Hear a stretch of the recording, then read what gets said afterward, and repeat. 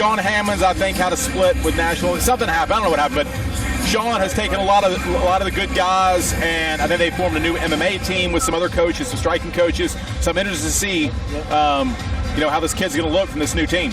Yeah. Me and Sean go way back, being from Nashville. Yeah. Great guy.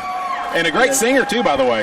That guy's a country singer. Yep. Yeah. He is. So now coming out is Brandon the Band Dog Barnhart. Shows him being a fighter out of McKenzie, Tennessee, a small town here in western Tennessee, and fighting out of Kepler's Taekwondo. I hope I'm saying that right. Yeah, Capellers. I know Capellers. I used to actually referee some amateur events that Capeller had in McKenzie, Tennessee. I'm talking 15 years ago, a long time ago. So he's been involved in the sport for quite a while. And then Brandon, they have down as a debut fighter here. I'm interested to see if he comes out more of a striker or grappler. Most of the guys from Capeller's team come from a traditional background. They start there with Taekwondo, karate. Yeah. They move on to MMA. So I wouldn't be too terribly surprised to see him come out with some flashy kicks, some spinning. That's what I want to see. That's what the fans want. This contest is scheduled for 3 3-minute rounds in the 130-pound division. Introducing first fighting out of the blue corner.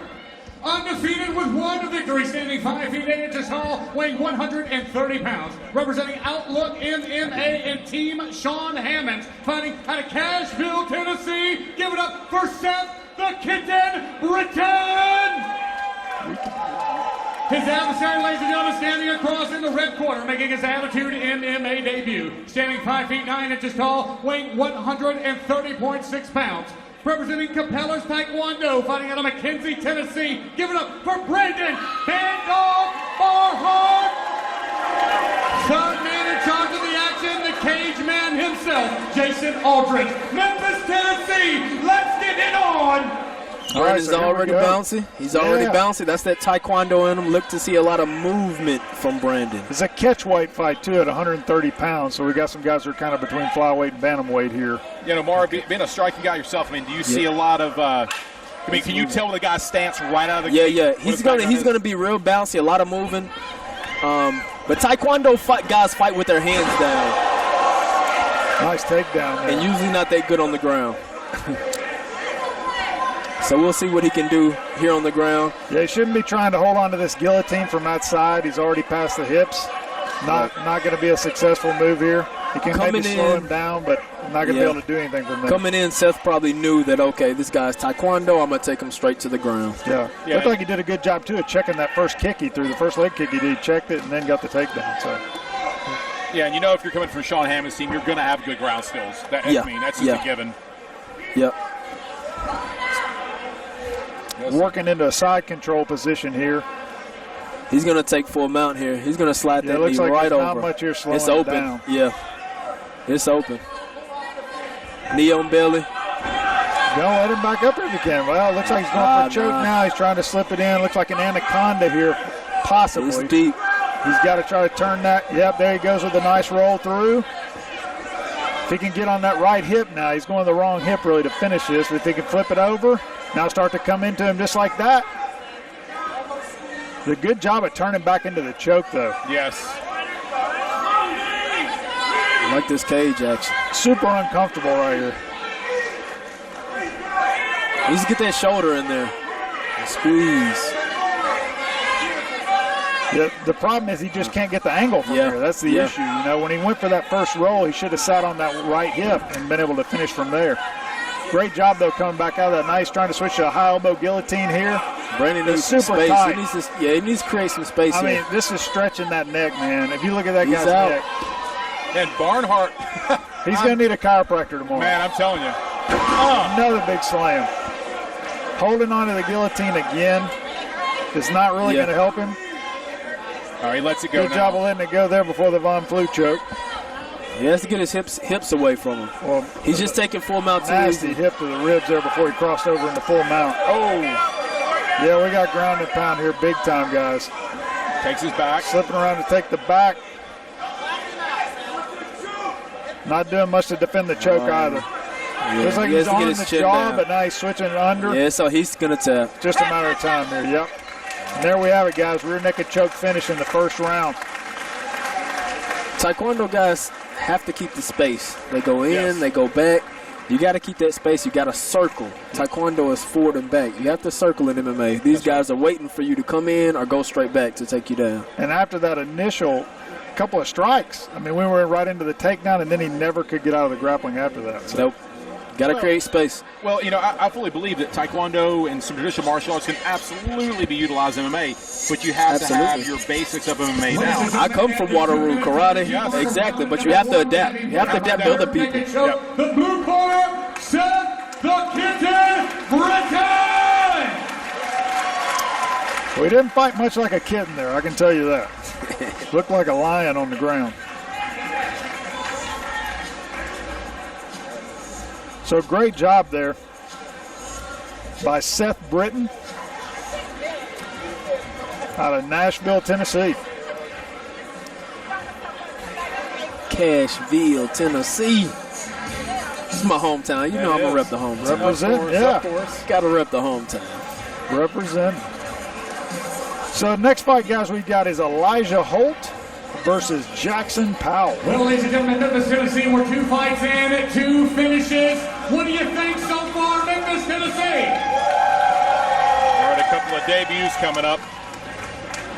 Jackson Powell of Black Cells MMA, always tough guys out of that count. Always tough guys. Good at a little bit of everything. Same with Law striking system where Elijah, the sledgehammer, Holt's from. So even though these are debut fighters, both guys are going to be well prepared, I guarantee you. Yeah, and these guys train with top-notch fighters. Yes. I mean, they have, in every gym here in Memphis, we have, you know, top fighters around the, you know, especially in the southeast part of the United States. So these guys got the privilege to work with them. Makes it even better. We'd like to thank High Low Commercial Services for being one of our proud sponsors. Offering commercial cleaning and construction cleanup services for schools, churches, medical facilities, office buildings, residential warehouses, you name it, they clean it. Check them out at highlowcommercial.com to find out what kind of services they can provide for you. Memphis, Tennessee, welcome to the arena, Jackson Powell.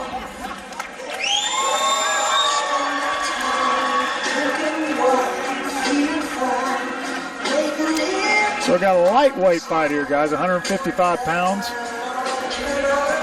You know, 155-pound division has become like this division where you got super stacked, like just athletes who are fast and strong.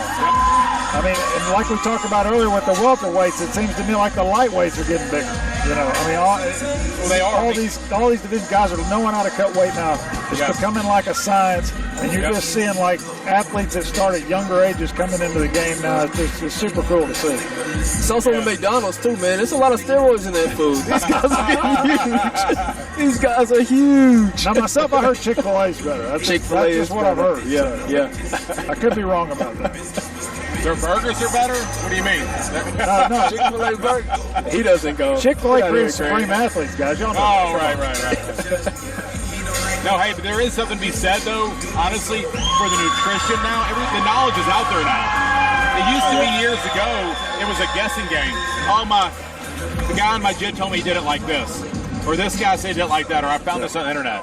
Yeah. Now there's a science to it. On how to do it right. How to do it right. The coaches know. Yes. Everybody knows. Yes. Now coming out, we got Elijah the Sledgehammer Holt, Law Striking Systems athlete again. So this will be the second fighter from their gym coming out tonight. So Amari, what do you know about Elijah Holt? Elijah, he's new, he's green, but he is a tough guy. He's young, he's smart. Look for Elijah to stay real relaxed during this fight. He has the height advantage. He knows that. Got a pretty good reach advantage. Yeah, pretty good reach advantage. I mean, he's gonna put the Law striking system into play. Don't know too much about the ground game, but his stand-up is decent. But you never know how you're gonna perform in the first fight of your life. You know, you don't know how the nerves are gonna kick in, but he looks to be real group, just like the last group of fighters. You know, like I said, these guys train with top-notch fighter. He trains with Danny Barlow.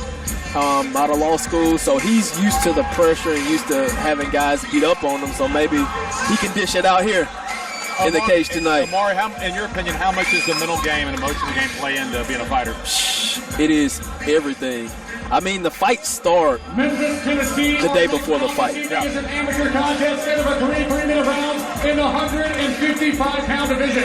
Introducing first, fighting out of the blue corner, making his Attitude MMA debut, standing 5 feet 7 inches tall, weighing 154 pounds. Representing Black Cells MMA, fighting out of Jackson, Mississippi. Give it up for Jackson Powell!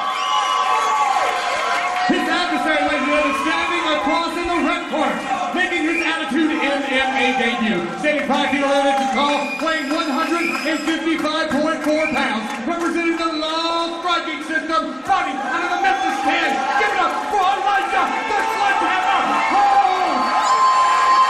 Holt in charge of the action, Mr. Chad Washburn, Memphis, Tennessee. Let's get it on! Here we go. Yeah, Elijah Holt fighting out of Cordova, Tennessee, so a local guy here. It's good to see. Yeah.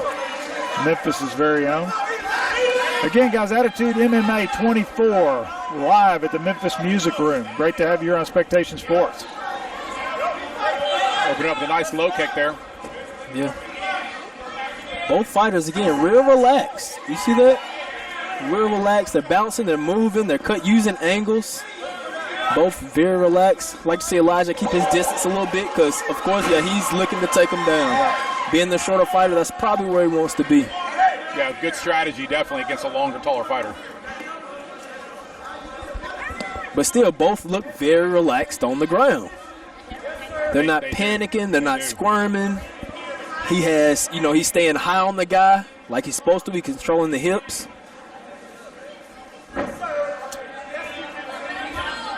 Yeah, looks like Powell's trying to pass here. Right. Good defense from Elijah.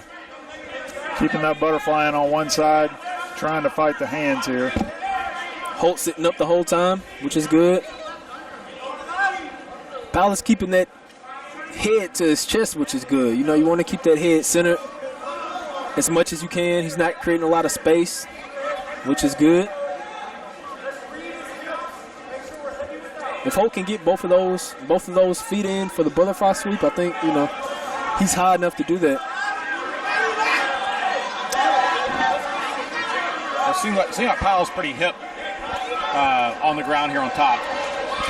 Oh, nice. You gotta watch those up kicks. Yes. Oh yeah. Jumping straight to the back now. Got 2 hooks in.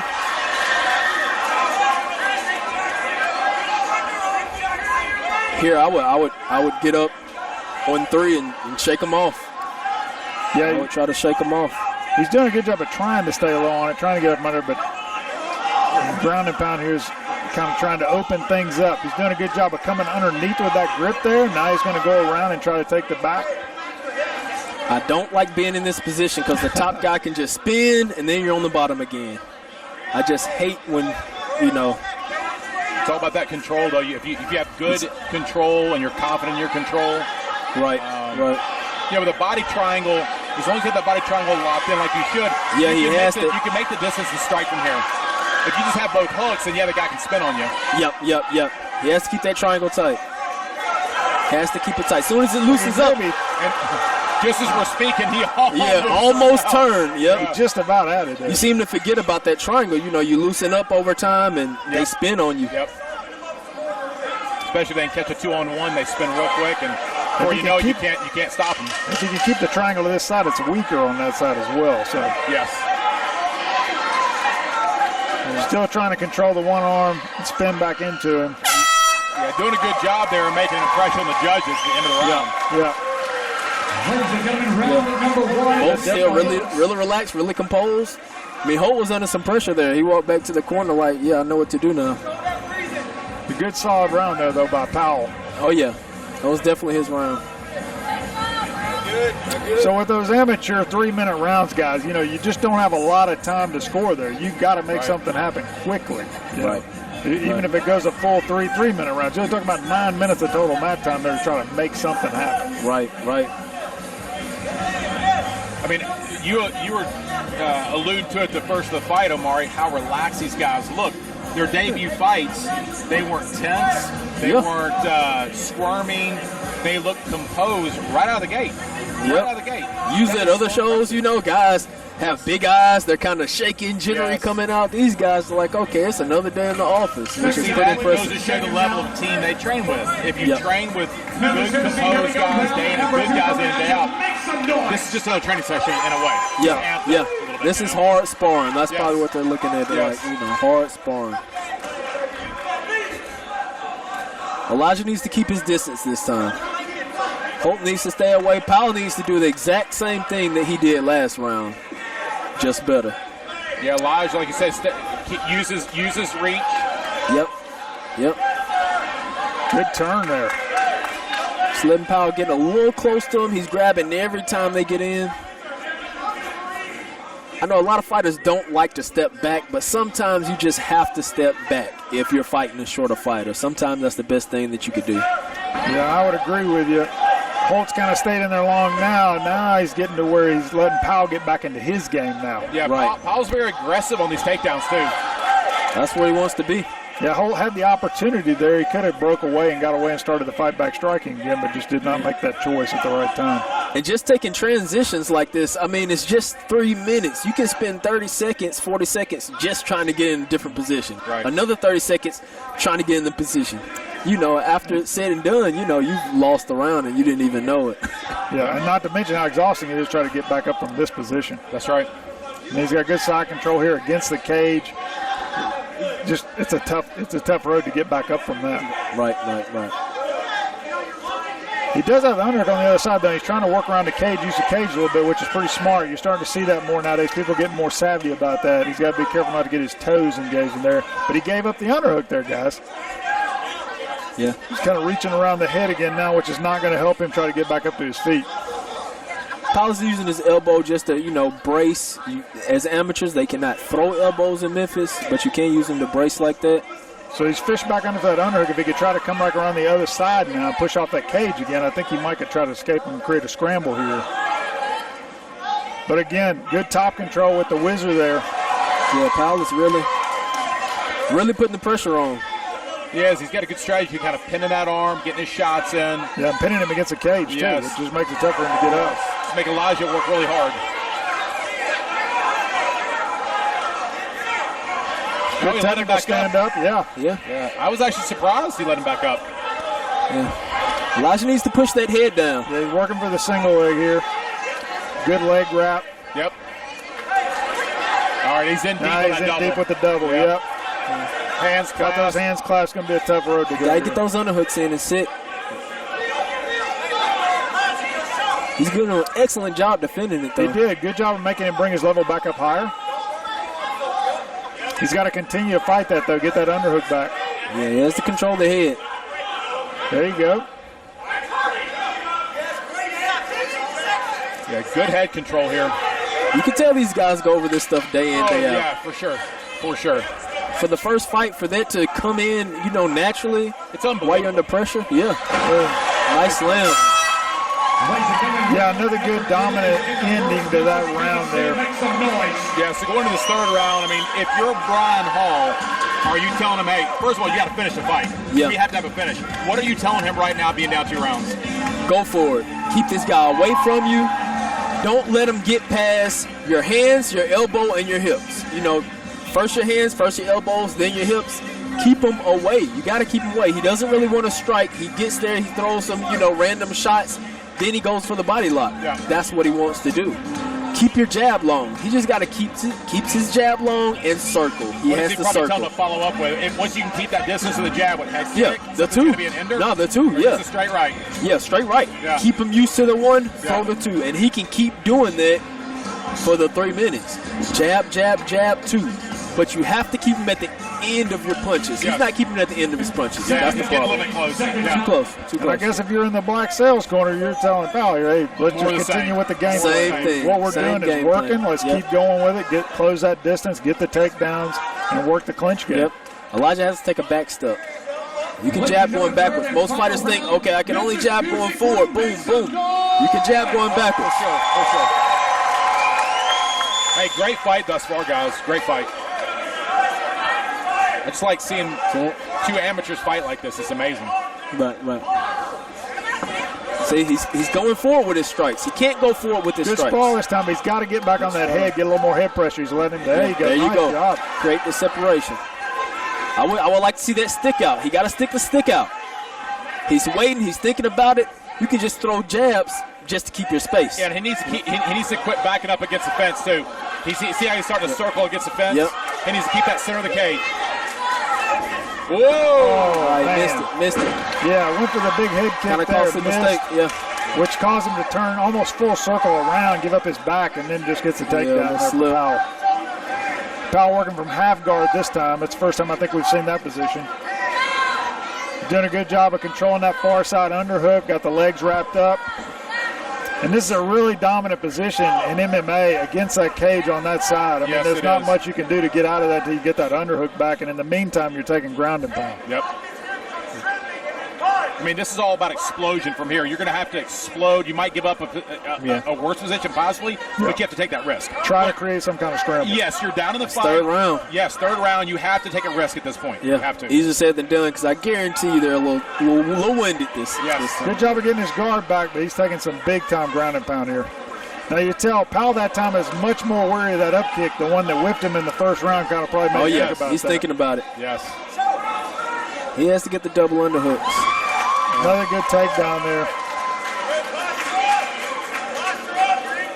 And yeah, we're just seeing that effective striker versus grappler here, and the grappler's just getting the better half of this one. So yeah, we just see a lot of really positioning. You know, he's not doing a whole lot of damage on top, but I mean he's winning by positioning. Correct. And his. I tell you, the most impressive thing to me with Powell is how he's getting in on the hips against the fence. Well, off the shot on the fence, he's being allowed to get in. Oh, their armbar attempt here. He escaped pretty quick. Yeah. That was a nice close to a possible spike. Yeah, I was going to say, he went for the stack, then a stack to a spike, which, in amateur, I believe is illegal. Is that correct, Dave? Yeah. It is, but, I mean, referee's got best position here. He saw where the guy landed, maybe landed on the shoulder or something like that. I'm not sure. Yeah.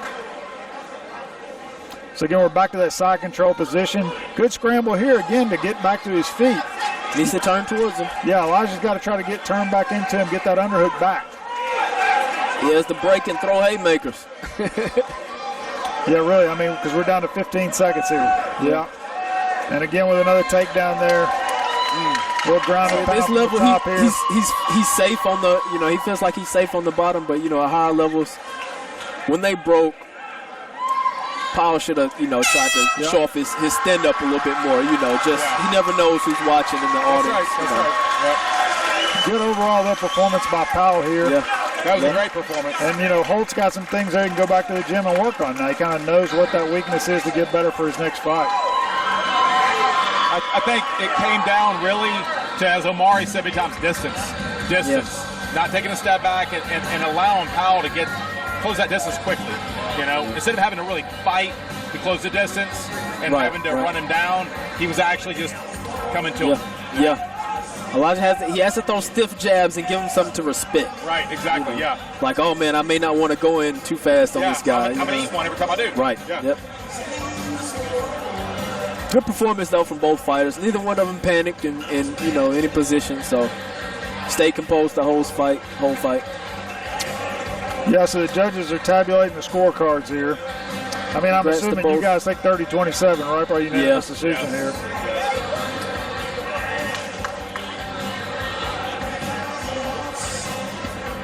Maybe I'm a little biased, but I like to see people throwing hands.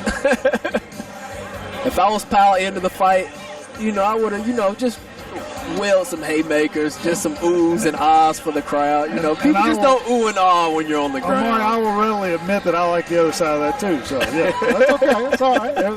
To each their own. Yeah. 3 rounds of action. I'm going to say something about that here in a moment. Scorecard for a final decision. All 3 judges for this bout the same way unanimously for our winner, the blue corner, Mr. Jackson Powell. What I was going to mention is here in 2022, being able to put on a show for the crowd means something also, because oftentimes this is where your biggest opportunities come from. When people want to see you fight, you'll get whatever opportunities coming to you at that point. You can lose 3 fights in a row. If you are entertaining, they will invite you back on every single time. Yep. I mean, there are guys I know that deserve to fight in the UFC and have a UFC contract, but nobody will ever know their name because they don't put on a Who's show. the guy that Conor McGregor fought? A real lanky guy. I can't think of his name. I think he's finna fight here again in the UFC. But he's just entertaining. I can't remember his name. Nate Diaz. Nate Diaz. Oh, yeah, Nate Diaz. Nate Diaz isn't the best of the best. Win, lose, draw, you want to see Nate Diaz fight. Yeah, you want to see Nate fight. That's what it's about. Example. Entertainment. Yes. Entertainment. Yep. So I see your side of it. You want to win the fight. You want to do what you got to do. But if nobody remembers your name, you're probably not going to be invited back. Yeah, very true. We got a pull-up bar in the back with a lot of merchandise to give out. Come on back, see if you can do enough pull-ups. We'll give you a T-shirt. So we got about 5 coming up here. Actually, about 4. Sorry, guys. We had 1 scratch off at the beginning of the night. Joe Lewis against Parker Rye. Joe Lewis. Yeah. The Brown Bomber Joe Lewis? Goes by Mighty Joe Lewis.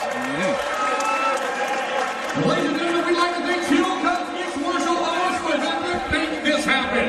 Located at 2872 Wolf Creek Parkway, located in Memphis, Tennessee, across from the Wood Chase Mall. Field Cup MMA offers a variety of classes that range from kids martial arts, jiu-jitsu, cardio, kickboxing, and a variety of other self-defense classes. Check it out online at MyMemphisMMA.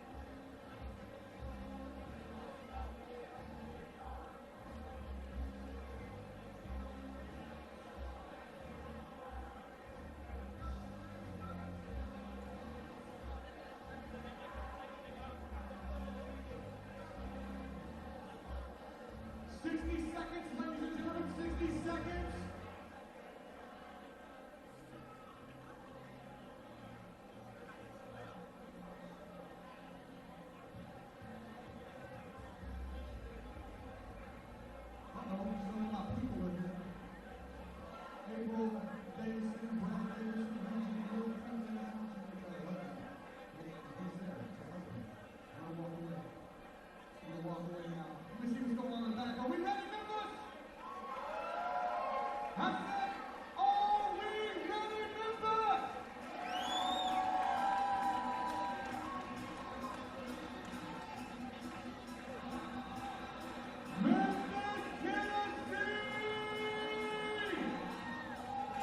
We are ready for the second half of our show. I hope you're ready, because we've got an exciting matchup coming up for you next. Welcome to the arena at this time. Bring me mighty Joe Louis.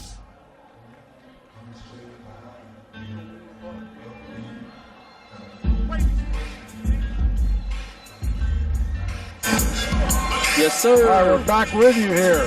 Attitude MMA 24 coming to you live from the Memphis Music Room and Spectation Sports. We got the heavyweights coming out, guys. Man, that Joe Louis reminds me of just Undertaker type vibe, you know. Undertaker. With Joe Louis, though. Joe Louis. Joe Louis. So it looks like he's 1-3 from what I'm seeing here. So, Well, hey, guys, we're joined by Matchmaker here, so he can answer questions. so we got Joe Louis here, mighty Joe Louis, fighting out of Team Fusion in Springfield, Missouri. He weighed in at the heavyweight limit of 265 pounds. And He's a big boy. looks like he might have cut a little to make that. I'm calling it right now. KO within the first 30 seconds. Don't know who. Someone is getting flatlined. So, Mar, you're trying to tell me that we're fixing to see some haymakers coming Oh, out. yeah. Is that what you're Oh, telling me? yeah. All right. You remember how we thought fighters were 10 years ago? Yeah. You know, when they came out and only threw overhand rights, kind of jittery? This is going to be 10 years ago. Well, we're going to see. Someone is going to get knocked out. So coming out now is Parker Rye, who's making his debut fight tonight. Weighed in at 260 pounds. Got a heck of a reach advantage here, guys. Got an 8-inch reach advantage. So a lot longer fighter here at heavyweight. Nah, seriously, I just love the heavyweights, man. It's so, you just I do know too. something is going to happen. We're talking about entertaining. The Yes. crowd loves the heavyweights. If anything lands, you know. Yeah. Looks like we got a crowd favorite here, too. Oh, yeah. Who is this, Britney Spears or something? I don't know. But to come out to this, yeah. See our next contest is Some confidence. for three-minute rounds in the heavyweight division. Introducing first, fighting out of the blue corner, entering tonight's bout with 1 victory and 3 amateur bouts, 1 victory by KO. Standing 6 feet 1 inches tall, weighing every bit of 265 pounds, representing Team Fusion, fighting out of Springfield, Missouri. Give it up for mighty Joe Louis.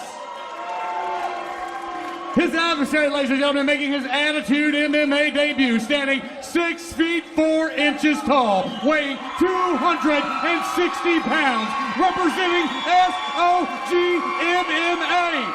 Fighting out of the Memphis 10, give it up for Parker Rye! Pretty confident for his debut fight. Memphis, Tennessee, let's get on! The crowd is definitely into this fight.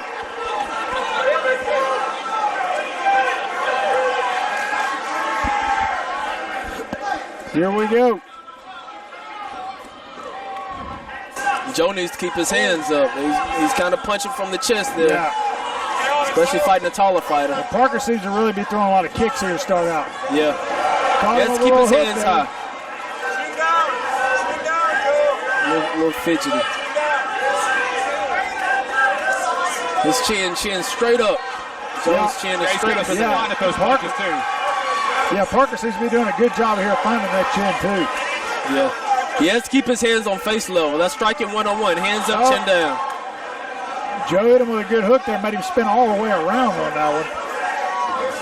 Guys, you can't look over your punches.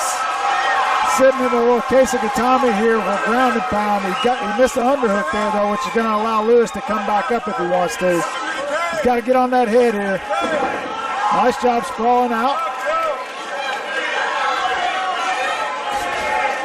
He doesn't want to get up. Yeah. God. Oh, wow. Spun him all the way around. Down and down. That's it. Yeah, nice job there. I tell you, for a debut, he looked cool, calm, and collected. Yeah. That went about 30 seconds longer than I anticipated. But not much, though. You're pretty close, man. You're pretty close. Good performance, good performance. Good performance by Park. This team is pretty excited, as they should be. Yeah, pretty pumped up. Yeah, look here on the instant replay, guys. He just turns him all the way around with that shot and then finishes him with ground and pound over in the corner. Great job there by Parker Rye in his debut heavyweight fight here. Just unbelievable.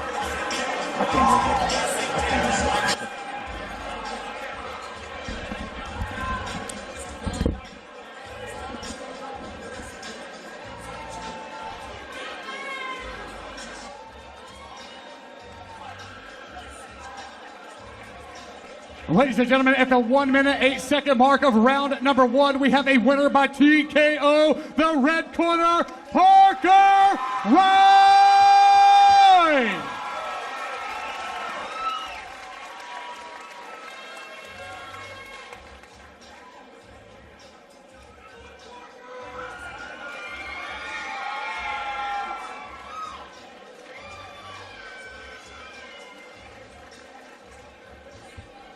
Parker, brother, minute 8, first round. You get the job done. Tell me, brother, how do we feel? Feeling great. I just want to thank God for allowing me to do what I do. I want to thank Witten Baptist Church for allowing Zogg in today. I love all you guys, my friends and family. We had to get it done. Absolutely, brother. Heck of a performance on your debut, baby. Give it up for Mr. Parker Rye. Yeah, great fight there for his debut win. Looked very impressive. Man, I think Parker Rye probably brought in about half the crowd. Yeah, I mean, you're talking about a guy who comes in there 260 pounds. Yeah. 265. Well, the other guy was 265. He came in at 260, but he was super long. Yeah. And he used that reach as a advantage. I hear like one lady like, we'll say it again. Where my Arkansas people at? There are about 6 of them. We gonna have a party. Where my Tennessee people at? That's what I'm talking about, baby. All right. Let me change it up a real. Where my blue corner people at? Can't hear anybody. All right, nobody here for the blue corner. Where my red corner people at? All right. They almost here.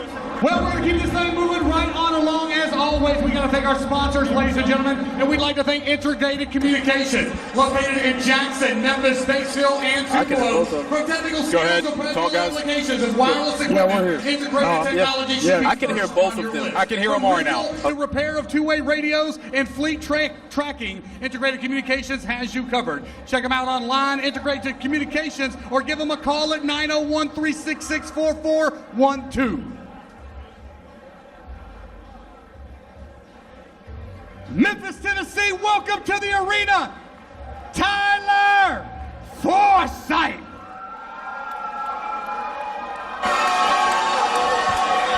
All right, so guys, we got coming out here for our next fight. We've got a flyweight bout. Tyler Forsythe against Markee Jones. So a couple of guys here from local gyms, obviously. Yeah. So just like we like the heavyweights, I like the 125ers also. Oh yeah. They're always going to be super quick, super fast, exciting, bouncing all over the place. So I'm really excited to see this. It's going to be good. High pace. Yeah, we got Tyler Forsythe coming out first from the Brawler's Den. Got a record of 4-2. Those guys down in Brawler's Den in Senatobia, Mississippi. So a local gym here, yeah. Scrappy, always scrappy. They live by the moniker of their name, obviously. Oh, yeah.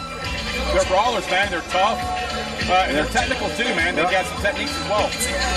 They got Jeff Denton there coaching them. Harry Wildchild Johnson also in the corner there. So a couple of guys who fought in Memphis for years on the regional scene here. So looking forward to seeing Tyler. Yeah.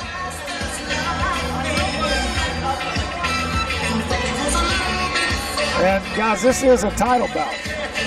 Did not know that. Yeah, we got a flyweight title on the line here.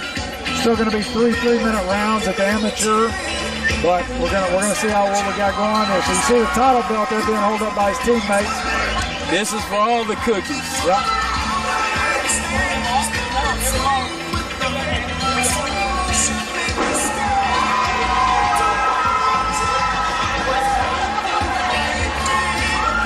good. Gonna be good. Thus far, I'd say he's got the best walkout song. Welcome to the arena. He gets the title for that. And so next we got Markee Jones coming out of Law School MMA. And Markee is undefeated, guys, at 3-0.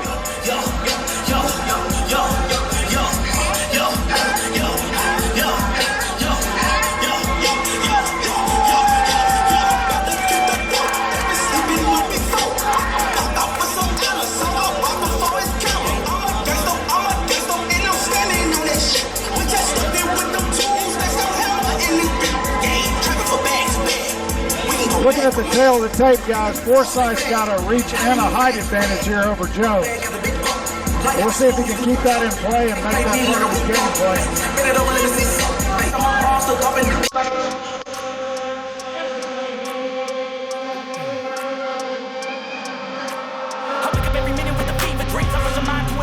We gang banging, we bet who first to fuck somebody.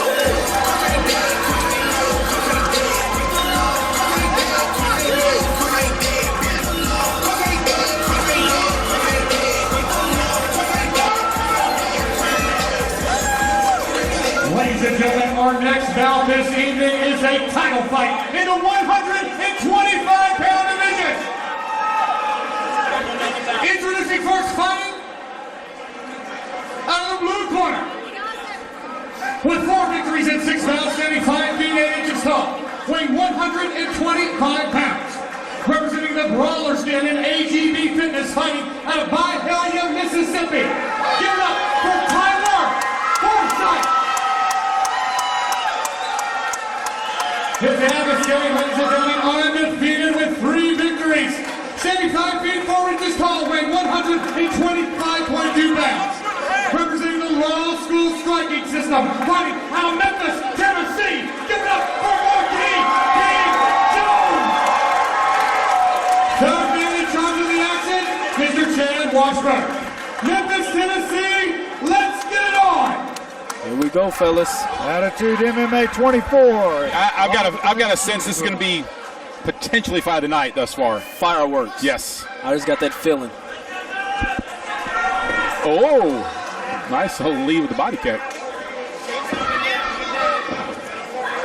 And it's always tough fighting a southpaw no matter what. Oh, yeah. A lot of nut kicks. Right. Now, both of these guys, they don't have that many professional fights, but their amateur background is pretty extensive. Both real relaxed on the stand-up. Markee is doing a good job blocking those kicks down. He is really working the body. Tyler's doing a good job blocking his kicks. He's keeping his elbow low. See, every time Markee throws the kick, he tucks it into his body. But you can already see Tyler's his rib cage is starting to show some wear. Oh, yeah. I mean, he is hitting him hard with those body kicks.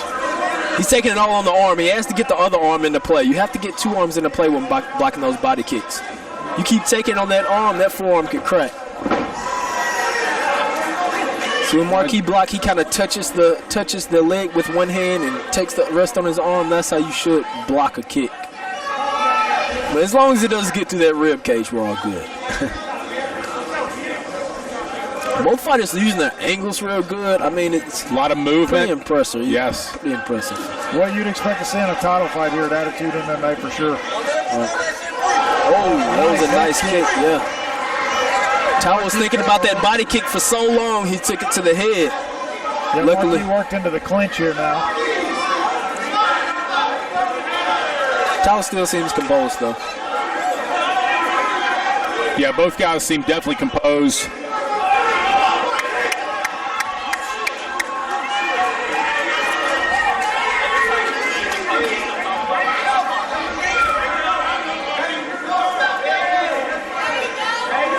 Tyler able to reverse it on Markee now. Turn the clinch around with the underhook.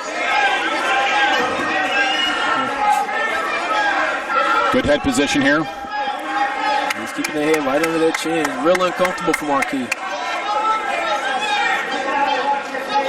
Markee's keeping those underhooks in there.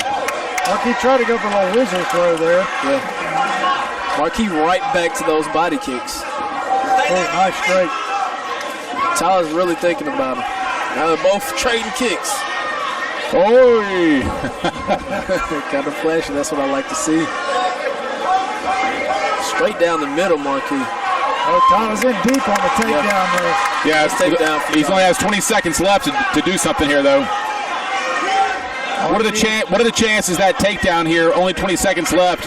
Like might have secured the round for him. Just never know with judges, yeah. Markee's trying to work for the Kimura here. Kimura. That's why I don't talk about ground game. And there you go. He was about to use the Kimura to sweep there, but couldn't quite get over the top with it. Kimura, Americana, same thing. That was a pretty nice first round. That's why I wasn't talking about the wheel kick. Right.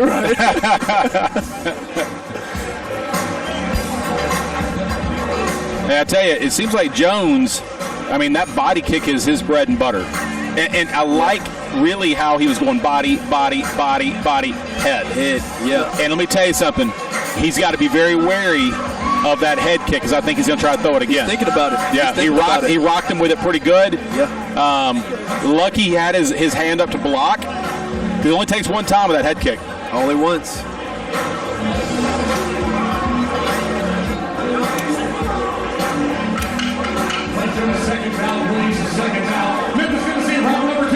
Okay, here we go. Getting ready to start round 2 here. Dave, I think you called it right.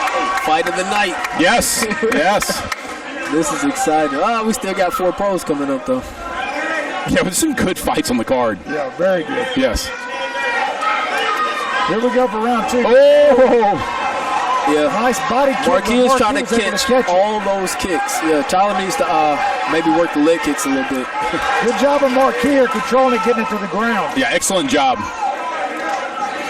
And you can see Tyler's trying to push away on that far arm to try to get some kind of guard back in, but he's not able to. Markee's doing a good job of closing and locking down those hips as he's climbing up the body. This corner's telling Tyler to put the back against the cage. No.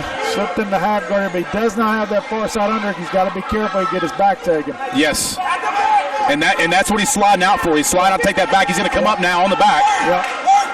Yes, if he can get his head out, and there it is. It's basically just like a headlock escape. Yes.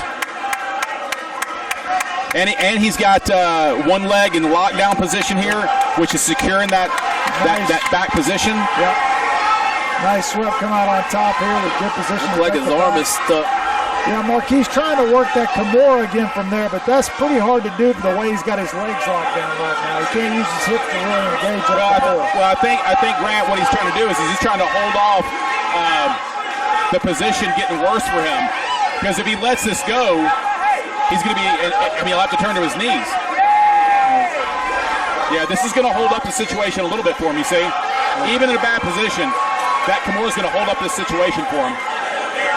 If he lets, that's why I can't let it go. Yeah. Good job. Can he roll him with it? Forsythe can actually step over the head here. Yes. But I don't think he's aware of that at this point. He's got his arm out now. Oh, bad position here. If he turns, he's going to find himself right in a triangle. Oh, he slipped out. Yeah, he's a little late on the spin there. Yeah, Forsythe doing a great job on top here. Keeps going for it. Right back into the same position. Right back into it. A good scramble here. Good scramble. Excellent job by Jones. Tyler's still fighting it, though. Sure is. Wow, what a scrap. Man, they got me on the edge of my seat. Looks like Markee may be going for the takedown here. He's going to yank that leg. I mean, do you think Markee should be able to separate here and try to end this round with a big fanatic, flurry on the feet? Yes. Kicks, yes. He should stand up and work his hands.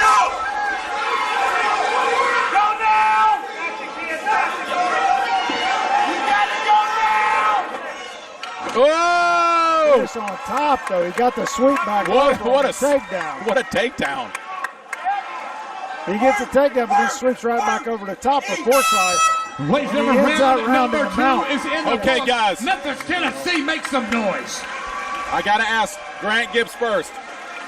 What are we at here? Round one, Ladies and round gentlemen, two? give it up for your attitude. Who's up? Are they even? What are we doing here? I don't know how you score that last round. I'm going to be honest with you. It's back and forth the whole time. I'm gonna score a Forsythe this last round, round two. Yeah, My question is round one, though.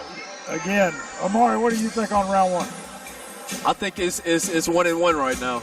I mean, round one, I can I'll agree give with it to that. Jones just because he was Devastating body more kicks. dominant on the feet, and maybe Yeah. the last, 10, 15 seconds, Tyler had him on the ground. And you can see the damage he was scoring, too, right. on the rib cage. There Yes, was right. visible damage there to be scored. So But, I feel that, that second round probably went to Tyler. I think it was a close round up had at a the lot end of- there, but he finishes with that takedown and then comes up on top with the sweeping. Seconds out, That's going to leave a lot of Second round can go either way. First round, I would give to Markee. Omari, one last question when we start this third round.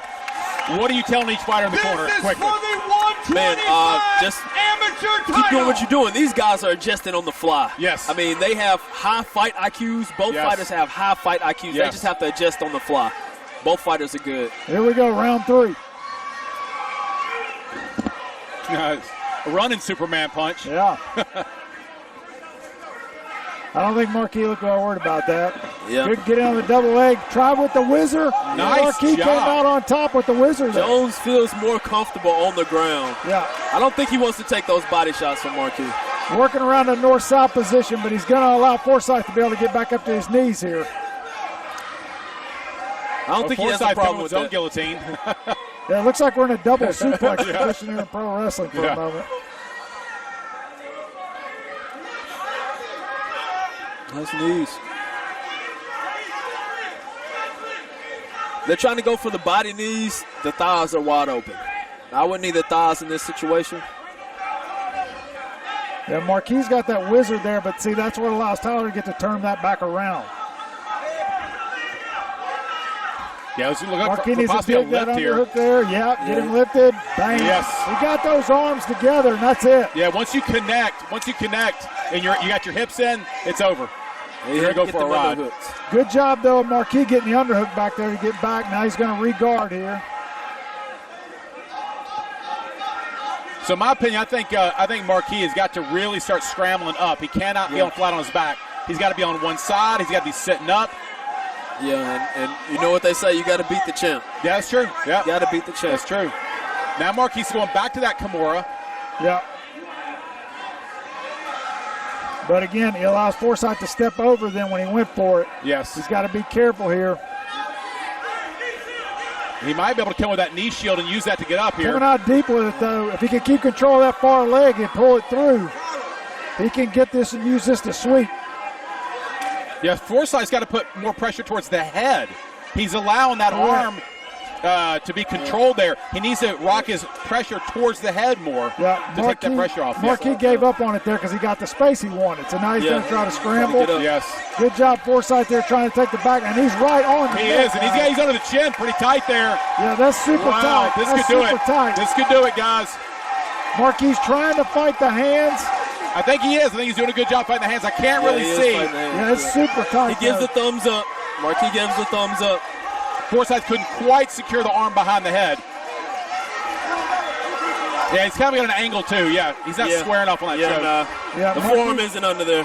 Markee's able to get his shoulders kind of down now a little bit to where he can slip out to the side here, but he's still on the chin. Yeah, and that's a tight body triangle there, too. He's got a really nice body triangle. He's having a really hard time escaping this position with 10 seconds left. Oh, man, it's almost he like can pop turning the into a head up. crank, guys. Yeah. And he's pulling on that neck so hard. Markee's doing what he can. Yeah. Yeah. What a fight, guys. What a fight. Yeah, everything you expect in a title fight here.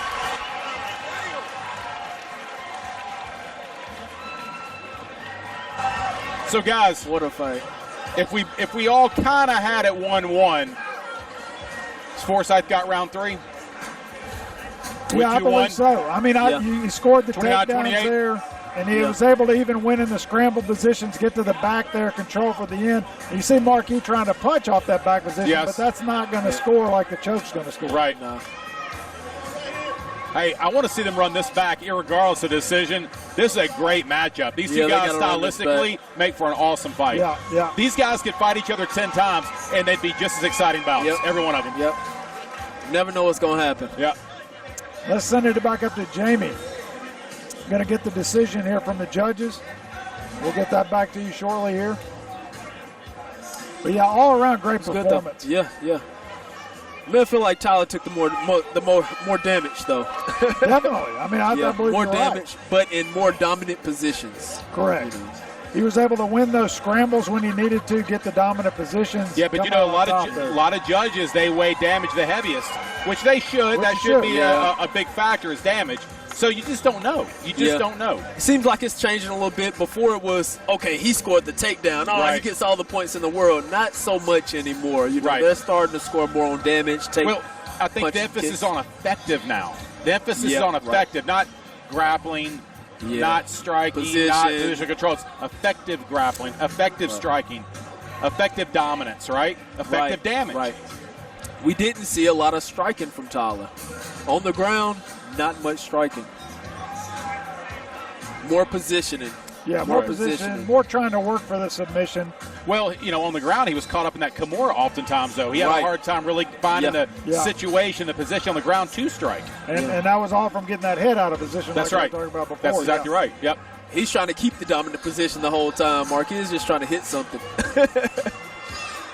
Or stay away from getting hit, you know. So Markee may not win this fight, but he's definitely got the crown game down here, guys. Yeah. Well, let me tell you something. He is fly. Oftentimes it takes this long for the commission to tally up. We might be looking at a split here. That is not outside the realm of possibility, guys. No, it's not. You know, whenever you have something that looks like a split as your commission guy and you're telling all the judges, you want to check, double check, and recheck again to make sure. For the belt. Yes, that's right. To make sure. So taking a little bit of time here, but with a fight like that, it's all good. We'll make sure the judges and the commission's got it tallied right. Yeah, we definitely want to get the right score. I needed that crown to go on my chain, Grant. Dave, go in there and get it for me. I'll be right back. Sir, yes, sir. I mean, he's got a little Jerry the King Lawler thing going on here, really, doesn't he? Man, by the way, I've always loved your chain, Omar. So Omari's got this chain. You can't see it here, but so Omari, highest level professional kickboxer, glory fighter. He's fought all over the world as an amateur or pro, and every single country he's been to, he's got a coin for that country. Ladies and gentlemen, after 3 rounds of action, we go to the judges' scorecard for a final decision. We have a winner by split decision. The winner and new 125 Attitude MMA champion, the blue corner, Tyler Forsythe.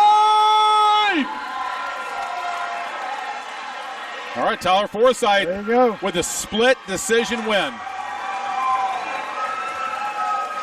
Well, we knew it would be close. Yeah, looks like he's overcome with emotion there too, guys. Good to see. That was a good fight. Nice tough fight. Man, a tough fight like that, you know, can't blame him at all. Celebrating with his team. Good work, good work. But I'm like you. I wouldn't want to have that rib cage when I wake up in the morning. No. I mean, I see marks all over him, you know. Tyler, by hell, you Mississippi in the house. Nice performance, Bob. Tyler, it takes us 3 rounds. We get the job done through decision. Talk to me about your opponent, man. Markee put on a little bit of performance, made you work today. I'm going to get out of here. It's hot as fuck. I gave it my all. Markee's a champ, too. Look, he's undefeated. I said it when I took this fight. That fight scared me. It made me train hard. I just want to thank my Lord and Savior Jesus Christ, the Brawlers did, AGB Fitness, the guys down at the Wolfpack in Cleveland, JD Shackelford and Shackelford's Martial Arts, Ricky Pike, Jordan Howe. I love y'all. I did this shit. I worked it for it. I came. I took what the fuck I earned. Ladies and gentlemen, give it up one more time for by hell you Mississippi's own Tyler Forsythe. He was tired. Ladies and gentlemen, 15-minute intermission. We'll be right back here in 15 with our final 5. All right, folks, we'll see you right after this intermission. We'll be back with you shortly.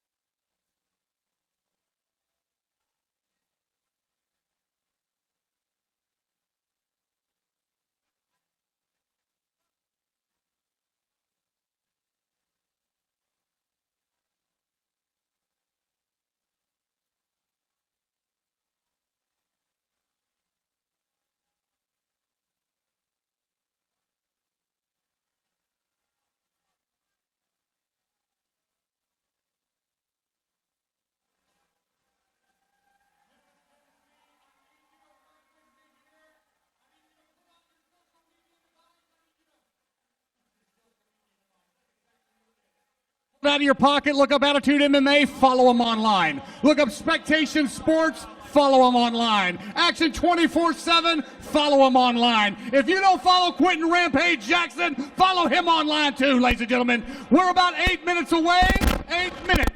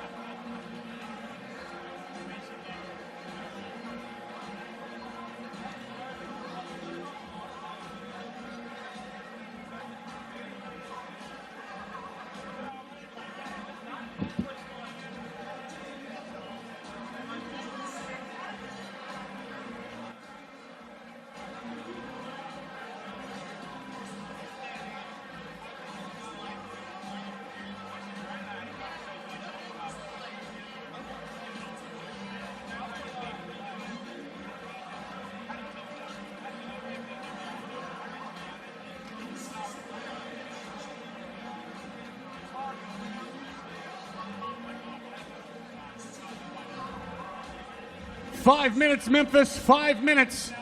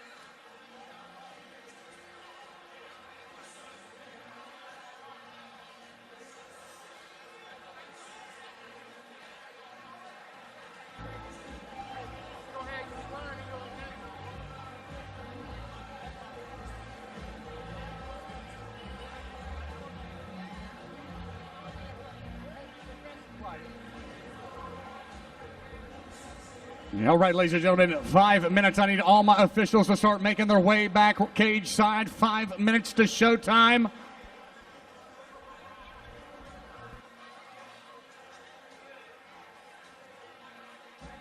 Daniel Mott, where are you, brother?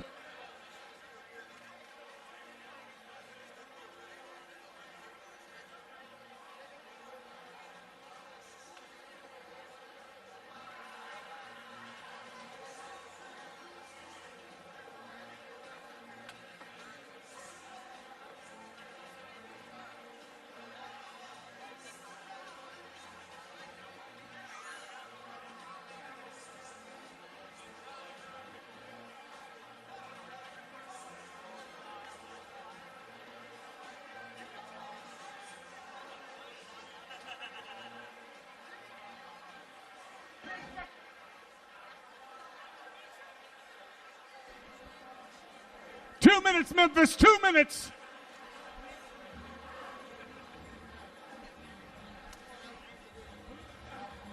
Alan Weems, come see me cage side, please. Alan Weems.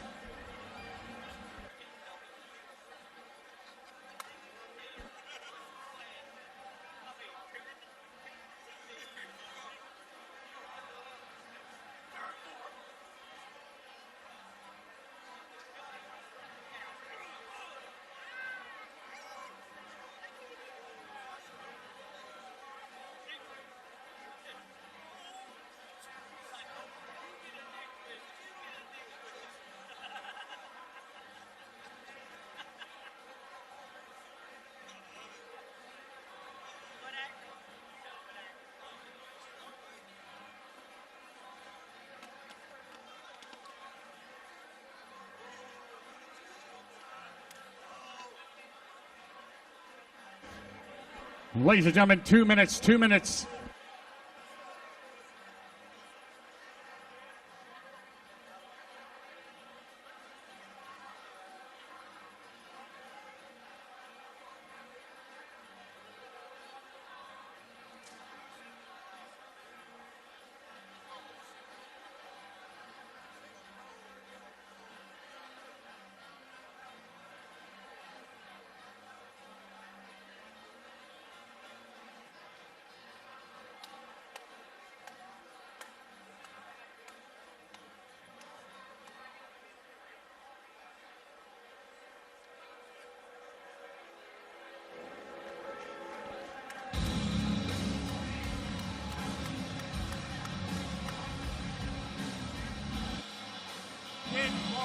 I feel like I should walk out right now. Oh, we got the lights fixed. Man, what a show going on tonight. Okay. Woo-wee!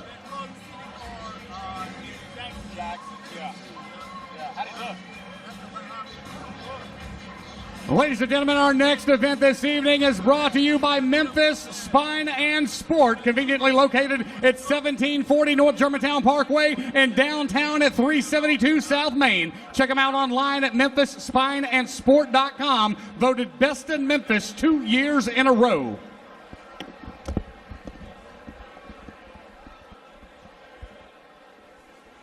Ladies and gentlemen, welcome to the arena, Phillip Hazelwood. All right, so coming back to you live here with Attitude MMA on Spectation Sports Live from the Memphis Music Room. So we've got our next fight here, which is going to be a lightweight title fight. So amateur here, this is our final amateur fight of the night. And we've got Phillip Hazelwood coming out. Phillip Caesar Hazelwood, weighed in at 155 pounds, right at the title limit there. And so, Dave, you were saying you knew something about Mr. Hazelwood here in the gym? Yeah, so Phillip Hazelwood, let me talk about that for just 1 second. Yeah. Phillip Hazelwood comes from Bushido MMA, and that's in Mayfield, Kentucky. So Mayfield, Kentucky, a year and a half, 2 years ago, that was the town that was hit by that devastating tornado. It destroyed his gym, Bushido MMA. They had to rebuild that gym back from scratch, and now this gym is back to fighting again. Just an incredible story of perseverance, and they've moved forward. All the guys are back together training again, so that's awesome to see, and that's Phillip Caesar Hazelwood. This is a walkout song. It sounds, like rebuilding, kind of gospel-type song. Yeah. Jim's been through a lot.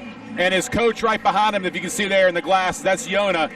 He's the head coach. He's been around for 25 years in the game, black belt in Brazilian Jiu-Jitsu, former fighter himself. He's the leader of that team, and he's the guy that put it all back together. So props to him and props to Bushido. getting back on track after that devastating tragedy. And so Hazelwood comes in with a record of 4-1. And Amari, I think you said you've seen this young man fight before. Yeah, tough guy. He fought Danny Barlow on the Hub City MMA card in Jackson, Tennessee. I mean, he's tough, a lot of heart. I mean, man, you better be tough and have a lot of heart to fight Danny Barlow. Yeah. So a tough customer Danny, right there. Yeah. Memphis, Tennessee, welcome to the arena, Mr. James Wells. Okay, and so next we got coming out our title challenger here, James Nine Toes Wells. Nine Toes. Yeah, so. Nine Toes story is, in practice, he literally lost a toe. Lost a toe in the cage. Well, as somebody who's broken their toe in half in training, I can tell you that injury is horrific. I can't imagine losing my toe. Losing the toe. I mean, toe laying across the cage. Nasty. Which toe was it? It was the big toe. No. The worst one. Shut up. Are you kidding me? He lost a big toe in practice. I didn't know that was the story. Yes, this is a real thing. Yeah, I'd heard that story as well in the past. I was there. Wow. Wow. Toe got caught in the cage and came off. Wow. Yeah. So. That's unbelievable. Yeah. Hopefully this fight will be as exciting as the last. Yeah. And so James Wells coming out of law school, MMA. So, James has been around for a while here in the amateur scene here regionally. I think he's got a record of 7-4. I've seen him fight on several occasions. Very pretty technical exciting fighter. Yeah, very exciting fighter. Super athletic. Does like some crazy things with kicks and everything. Yes, spinning everything. Yeah. I had the privilege of coaching him in some Waco kickboxing events. James Wells is excited. Hopefully puts that law school striking system into play. Then, on the other hand, ladies and gentlemen, Phillip our next bout this also. evening is a title bout for the 155-pound strap. Scheduled for three 3-minute rounds. Introducing first, fighting out of the blue corner. Entering tonight's matchup with 4 victories in 5 bouts, 3 wins by knockout. Standing 5 feet 10 inches tall, weighing 155 pounds. Representing Bushido MMA, fighting out of Paducah, Kentucky. Give it up for Phillip Caesar Hazelwood. His adversary, ladies and gentlemen, standing across in the red corner. 7 victories in 11 bouts, standing 5 feet 10 inches tall, weighing 158 pounds. Representing the law school striking system, fighting out of the Memphis 10. Give it up for James Nine Toes Wells. You know what, Grant? Third man in charge of the action, Mr. Chad Washburn. Memphis, Tennessee. We've had excellent striking, in the past, but I think this is going to be mostly stand up. I don't think these guys like to go to the ground, Grant. I'm looking for an exciting fight here as well. Of course, we've got a title fight here, so these what guys you think, Dave? Fight of the night? It's going to be hard to beat the last one. Yeah, that was a great fight. Yeah, could be, though. Could be. Now we're starting to get, the second stands of this card. You're going to see really competitive. Every fight on the card from here on out is contender for fight of the night, Omari. Oh, yeah. You can tell just by the stance, these guys don't want to shoot on each other. Yeah. Hazelwood's kind of doing a little show. I like it. Brush it off. I noticed that in the first interaction. James right back at him with the no. Okay, y'all, let's start hitting people in the face now.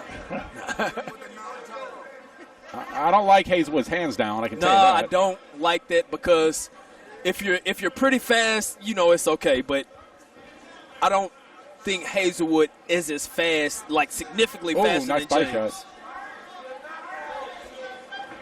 Yeah, he needs to get his hands up. I'm a fan of, hands up, chin down, stick to the basics. Oh, yeah. Before something like that happens, Yeah, great combination there by James. Looks like James may have the speed on his side, too, so Hazelwood definitely needs to keep his hands up. You only do that if you're significantly faster than the other guy. I can tell you this, James looks sharper on his stand-up than I've seen him before. He looks pretty sharp right now on his stand-up. Yeah. Both fighters pretty relaxed. Yeah, nice Hazelwood looking for a big, looking for a big shot there. Oh, another big shot. Yeah. Wow. James is still kind of throwing. feeling it in his eye there. I didn't get to see if that was with a striker or a poke by accident. maybe a poke. Yeah. Yeah. What Hazelwood throws some heat though. Right. Heavy leather. Sorry, Amari, we had to get into grappling here sooner or later. Yeah, it's okay, Grant. So Hazelwood's controlling the clinch here. He's got the underhook. So James needs to try to dig that back out, turn him around here, get his back off the cage, and get back into that striking. Because I agree with you, Amari. I think it looked like James had some of the advantage there in the striking. Right. But then when he got, I don't know if it was a hit or a poke to the eye, Hazelwood could have took advantage of that. Yeah. Maybe grabbing him was the wrong decision. Yeah, I would agree with that. Hazelwood's trying to pull him off the cage there and do a trip takedown. James doing a good job of keeping his base. Right. See, when stuff like this happen, they're fighting for position. If James was hurt, I guarantee you he's recovered by now. Yeah. Right. Gives the guy a chance just to knock the cobwebs out a little bit. Yeah. Hey, Clear their eye some. Right there. Nice job by James to come around and come out the back door on that. He slipped to a double underhook and was able to shuck him off to the side. Looks like it's blood coming out of James' eye. Yeah, I'm seeing out of the eye. thing. Yeah, that was most likely a poke. Oh. Good round. Good exciting round. Maybe we get to see that on the replay. I'm not sure either if it was a poke or a punch. But I'm with you. Based on that damage, it looks like it could have been a poke. It was most likely a poke. Because the eye swelled up pretty quick. Yeah, I mean, it looks like it's bleeding from right under the eye. It doesn't look like a cut. It looks like, like a, I don't know, his eye is bleeding. So, I must ask, gentlemen, got kind of a close round here. How do you see it, Mr. Omari? Yeah. I think James had the most effective strikes. I mean, he caught him with the nice two. Let's see if we here we can go on get the replay here. Yeah, let's see if we can see it here. Yeah, good combination there by James. This is after the poke. Yeah, I think the poke had already happened at that point. Yeah. That's right before they got into the clinch. Yeah, I think the more effective strikes was with James. We didn't have a takedown that round. Right. Yeah, I would agree. I mean, I think that you saw Hazelwood land a couple of things, but not Seconds much out, there. please. He Seconds did get out. the clinch for a Memphis, little while. Tennessee, here we James go. was able to Round easily kind of number 2, reverse make that some when he was ready to noise. reverse it. And when he broke free, he controlled also. Yeah, and did more damage, too, at that point. Right. I mean, if he can lose a toe, he can lose an eye. So here we go, James getting ready for round 2, guys. Tough cat. Looks like he's Man ready. alive.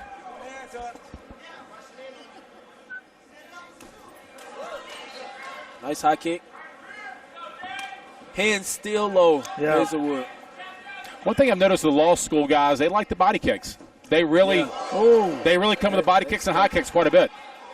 That's definitely something that must be trained. Yeah, Hazelwood seems to be working more on the front leg, the lead leg with leg kicks, but I'm with you. He's switching back body to head, too, which is keeping Hazelwood honest.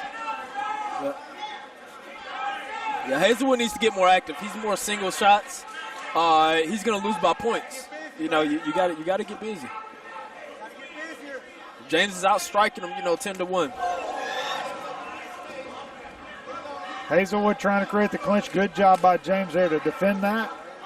Keep the fight at range. Looks like that's what his game plan is for this. Yeah, he has to keep it at range. Yeah, Hazelwood's looking for the one-hitter quarter. That's right. Well, and that being said, Hazelwood's 4-1. All 4 of those, 3 KOs of his 4 wins. He's got 3 knockouts, so there's definitely power in those hands. Nice combination there by Wells. Hazelwood came back with a good leg kick. Nice deep shot. Now he's deep in on the legs here. He's got his hands connected, too. Yeah, and easily gets a takedown there in the corner. Not a good place to be for James Wells. You can see James is trying to get up on that hip with the underhook there and see if he can get back to his feet, but a good job with good whizzer control here in the half guard. And it's just a tough position in MMA, guys, when the striking's involved here. His coaches are yelling, don't let him get up. They want him to keep him down. I think that's a smart strategy. Yeah. Hazelwood pretty much gave up the position, huh? Yeah, referee's going to stand him up, though. He's not going to let him sit there with nothing going on. Might have been a little quick there, though. A little bit. Yeah. Got to give the people what they want, though, Grant. Okay. Do we have a cut on Hazelwood? I think that's from James. From James? Okay, I couldn't tell. Yeah, I'm not sure we got. I think See a little blood on Hazelwood's forehead there. I think it's residual coming off James from that eye. Oh, nice straight right nice there, straight. following up by James. Hazelwood has to keep his hands up. Looks like James' hands are dropping a little bit now. Maybe getting a little tired. James is doing a good job of throwing combinations. Yes, combinations, and he's not keeping throwing distance. one punch. Right. He's keeping the perfect distance. Striking one-on-one. He's hitting them at the end of his punches. But Hazelwood shooting deep. That might. What you think that might have secured the round there? That takedown here at the end. Damage-wise, he's really not. Haven't did much on the. Yeah, I think it's going to depend on what the judges are looking right. at. What they're Number scoring. 2 is in the book. That was just a takedown. I mean, he did nothing. He definitely got the 2 takedowns. Now he did get some good ground and pound though on He the one did. over in the On the corner, first the one. first one. So you got to score that for him. Yeah, I'm in you gotta agreement score with you that. on that one. He got scored the takedown, but he didn't really do much with it. Damn. Ladies and gentlemen, give it up for your Attitude MMA ring girl, Jenna. Omari, going to go back to you here. If you're Brian Hall in the corner there with James Wells, what are you telling him here going to the third round? Stuff the shots. That's what he's looking for. He's nice deep shots. I mean, he just has to stuff them. His hands are up. Just get your hips back. I mean, if he's getting past the hands and the elbows, obviously, he just needs to looking get at the get hips replay here, back. you can see Wells is just throwing a series. Like he's throwing punch, punch, kick, punch, punch, kick. And that's what's keeping Hazelwood back on his heels, right, Omar? Yeah.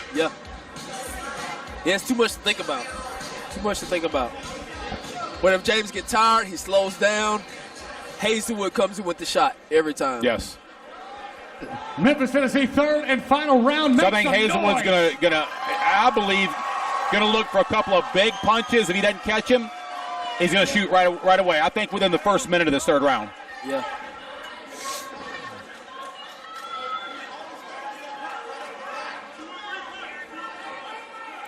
He can't relax.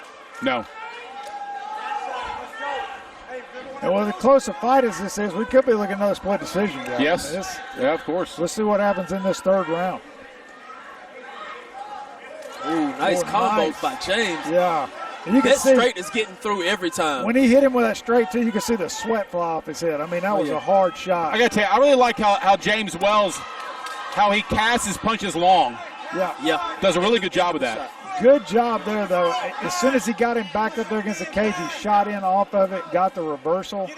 Within the first minute, took him down. Yeah, and James tried to come back through and kick him off, but he just couldn't do it. The hips were too tight. Yep. James tried to come back around, but he could be walking right into a Darce choke. Yes. Yeah. We'll see if the Gaitor rolls under this or tries to sit on it from the top. Yeah, he's going to have to get on his hip to really get the angle on this thing, I think. Yeah. And now he's kind of letting it go, controlling. I'm surprised he lets James back up. Yeah, he doesn't. Yeah, I can't believe he didn't try to roll under that. I am. Yeah, me as well. Maybe it was a sweat thing he didn't feel comfortable with, but looked like he had it cinched down pretty good. Yeah, well, and also with the gloves, it's hard to kind of get that bite you need on it, too. Without the gloves, it's much more secure and stable.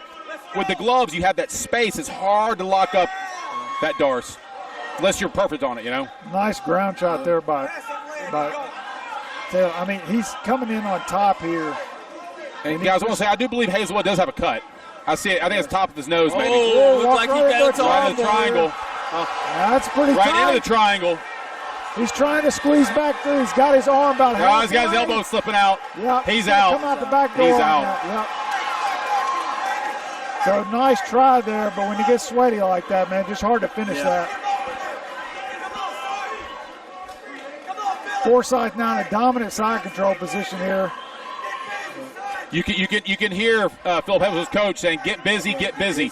His coach wants him to end this round with emphasis here for the judges.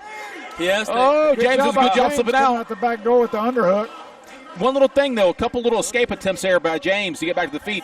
He just doesn't explode up too quickly. He does the right thing, but it just he's kind of settling back. Right, settling back down. Yeah, he's not really exploding up and scrambling hard. Oh, Kimura from top position. That's tight. That is tight. That is really tight. Yeah, he's tapping. That's a tap. Wow. Yeah, nice finish there. Great finish. Man, he snatched that Kimura really fast, too. I didn't even see it. Yeah. So you saw James kind of get in that scramble position again, but he went back to guard. That's right. But then he was able to get – Hazel was able to get on one side, lock up that Kimura, and then just spin him over and bring it back over the top. Yeah. You saw James try to dive to his back to defend it, but it was so late it was already too deep behind him. I think the story of this fight is, and take nothing. Here it is right here, Dave, on the replay. Yes. Classic Kimura position. He snatched it. Yep. And you see him try to dive back, but it's too late. He's already too deep with it. Yes. But go ahead, Dave. Sorry. Well, I was going to say, I think the story of this fight was, in my opinion, and take nothing away from James Wells, tough guy. His striking, in my opinion, looked better than it ever has. He should have really done all he could to keep him on the feet more. That's number one. But I think the story of the fight is James he was just a little bit behind on the takedown defense. Just a little step behind, and then on the scrambles on the ground, he would get to a situation where he could be back on his feet and scramble up, but he just kind of settled in a little bit. He didn't have that emphasis on the scramble. He had the huge advantage on the feet. Right, huge. I thought so too. Should have kept it steady. 155 Attitude MMA champion. Think if they ran it back, Hazelwood.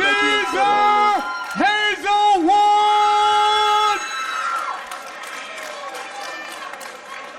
Nice tough fight though.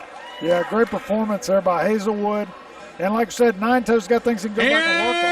And new Phillip, all the way from Paducah, Kentucky, Bushido MMA. Talk to me. Tell the fans about it, baby. Woo! This is a beautiful belt. I think I love this belt. I think I love it so much, I'm going to take it out behind the middle school and get it pregnant. Well, ladies and gentlemen, there it is. That's how they roll in Kentucky.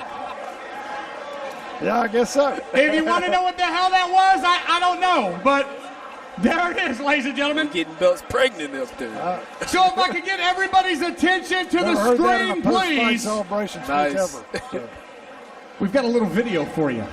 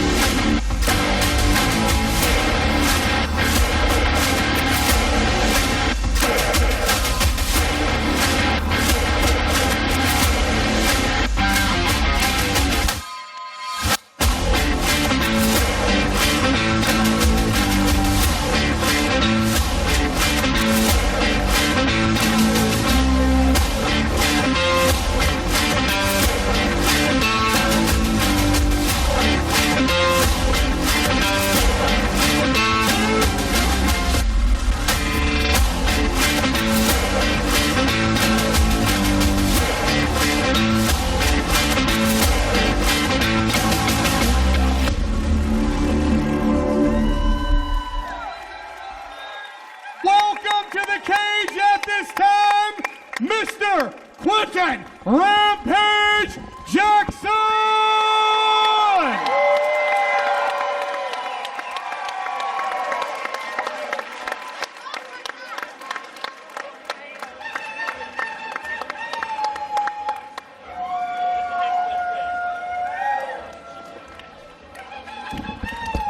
Ladies and gentlemen, the man himself, Mr. Rampage Jackson. Quentin, listen, man, we really appreciate you being here, taking part in our event tonight. Attitude MMA, we're trying to do big things, sir. I'm going to turn this over to Chad. Chad, take it away. Rampage, thank you so much for coming. It's great to see you. And, you know, I wanted to honor you today with this plaque. And this is an appreciation for your outstanding success in the world of MMA. Thank you for your steadfast dedication for furthering MMA for others in the future and from here on out. From all your friends from where you grew up, from Memphis, Tennessee. Oh, man. Thank you. Hey, we go way back, and 20 years, man, we've been watching you fight. We're real proud of you, and we're real honored to have you here tonight. So thank you. Want to say anything from Memphis? Got much love for all y'all. Thank y'all for supporting me all these years. I love to entertain you guys. I'm an old man now, but I still got love for this sport, and I'm happy to come here and see some fights. I see all you guys fighting hard. I love to see it. Y'all keep doing it, what y'all doing out here. Thank you, Rampage. God bless you, man. God bless you.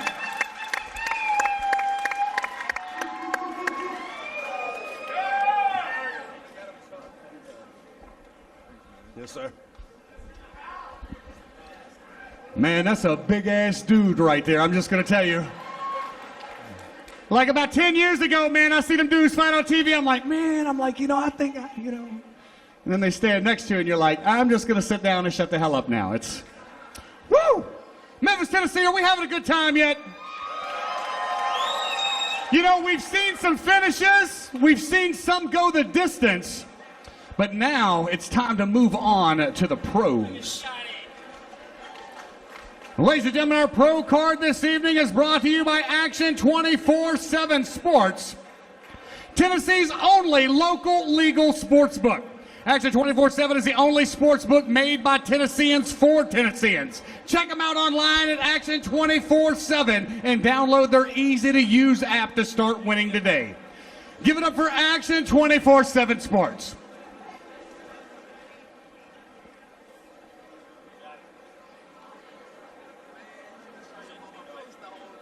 Ladies and gentlemen, welcome to the arena, Johnathon Beckett.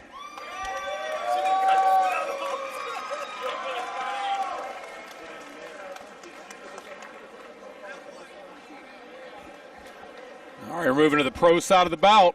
Here we go, guys.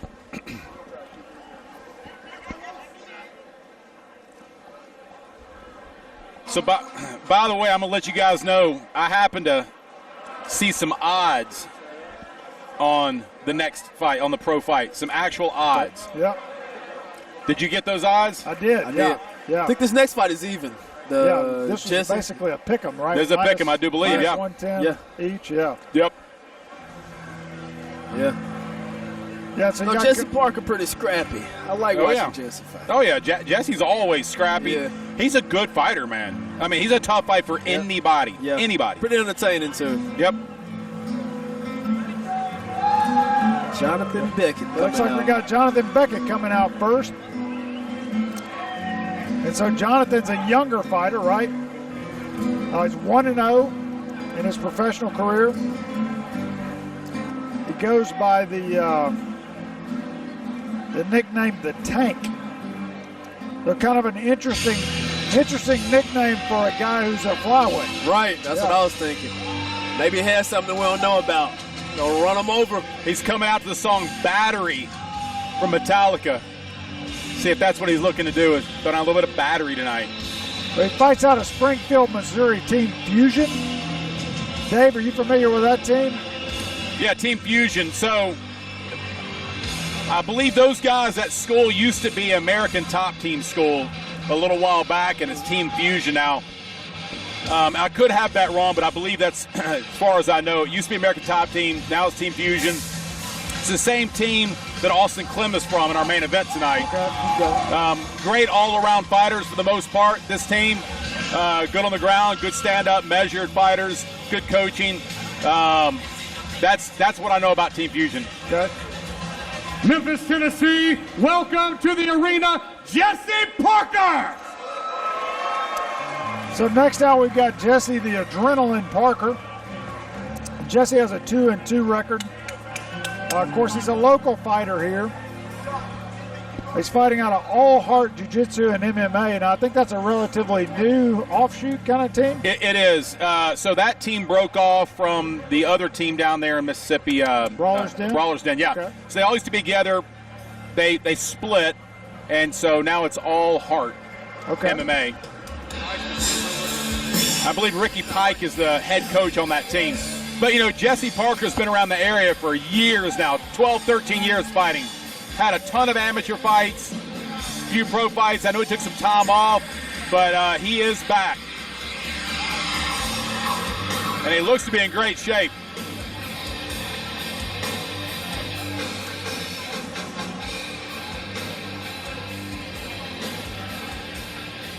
So as we get to the pro side of the card, we'll be going to 5-minute rounds now. Right. So a little bit more time to do work. I think when you look at Jesse, though, and Austin, I think Austin seems like when it's a pick-em fight, but what they were saying on Johnathon Beckett was that he's kind of a younger fighter, but he's been a little more active with amateur fights and now with his professional fights, whereas Jesse's had some time off there. Yes. So what are your thoughts on that, Dave, as far as like ring rust? Like, what do you see happening in this fight? Ring rust is a real thing. Ring rust is a real thing. However, Jesse Parker is technical. I know he's been training hard because I can look at his physique. He looks like he's in great, great shape. Sometimes time off can be good for a fighter if they have injuries or something like that. 5-minute rounds so I'm not sure about that, but ring rust is real. Division. Introducing first, fighting out of the blue corner.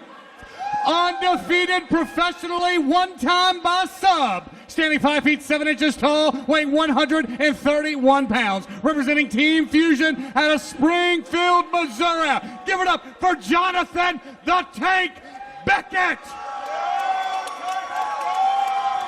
His adversary, ladies and gentlemen, standing across in the red corner. 3 victories and 5 professional bouts. Standing 5 feet 5 inches tall, weighing 128.8 pounds.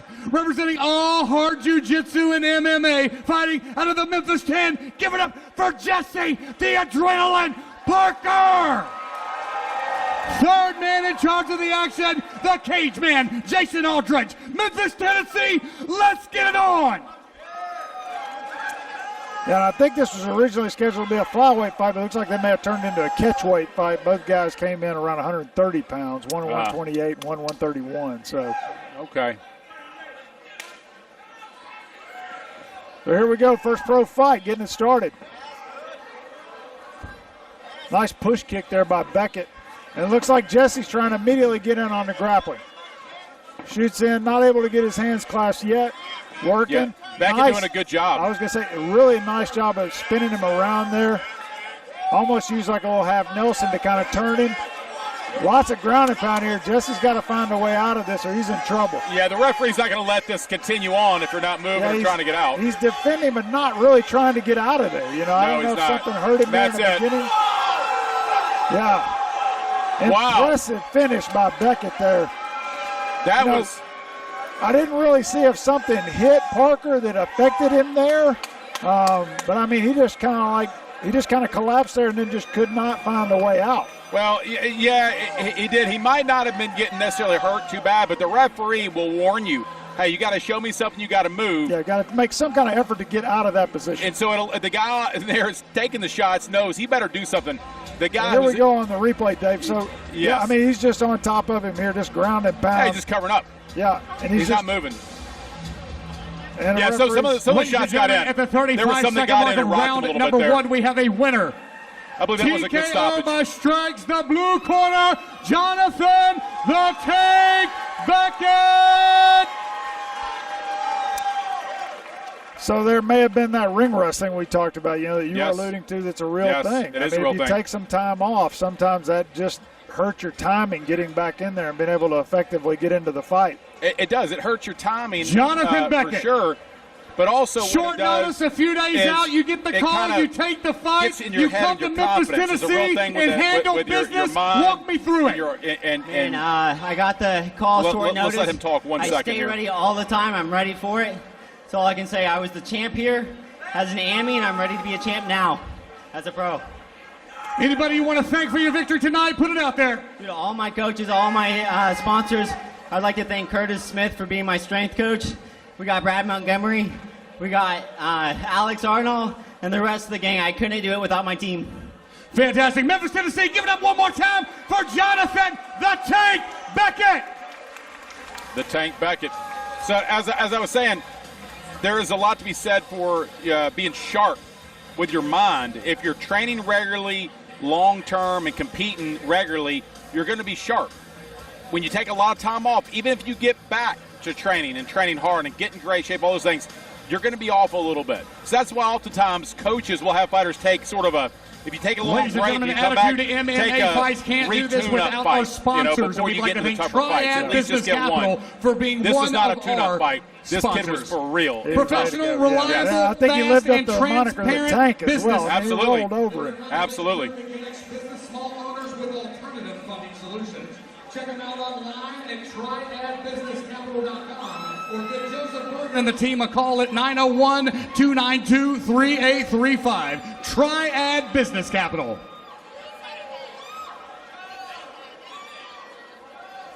Memphis, Tennessee, we've had some finishes, but we haven't fun yet. Ladies and gentlemen, welcome to the arena, Dontail Henson. So we got Dontail Henson coming out in our second pro fight of the night. Looks like he's fighting out of Malvern, Arkansas. First Baptist Church BJJ. Have you heard of that one, Dave? Berserker Jiu-Jitsu? And no, I've got. No, I didn't hear you. I'm sorry. I've got First Baptist Church BJJ in Malvern, Arkansas. Dontail the Black Bomber. I've never heard of that. Yeah, I haven't either. That's my first time hearing of that. Now we've seen some good fighters come out of Malvern, though. Several good amateur fighters. All right, yes, we have, but I haven't heard that team, though, unless the team changes name. We're still wrapping hands, so we've got just a second to spare. First Baptist Church BJJ. Yep. All right, let me give you the odds on this one, by the way. Okay. From the odds makers. The Vegas odds makers. They have Brandon Gaitor minus 450 in this fight. Henson plus 375. Well, you're looking at their records. Dontail Henson's 0-1 in his professional career. Brandon Gaitor at 3-3. Now, Brandon's lost some kind of fights pretty controversially. Yes. Like he's had several weird things happen to him in the middle. He has. No, he has. And let me tell you something. Brandon Gaitor is a really good fighder, man. I've rolled Very this technical fighter. arena. Yes. This guy's Brandon, yes. the Gladiator Gaitor! He just has unfortunate things happen. Yeah. It seems. Yeah, but I'm with you. Like, this guy's highly explosive, athletic, got good technique. Yes. Like, all around, he fits the Gladiator. I mean, that's what his nickname is, and that's really what he is. Yep. And not to mention that, he looks like he's chiseled out of granite.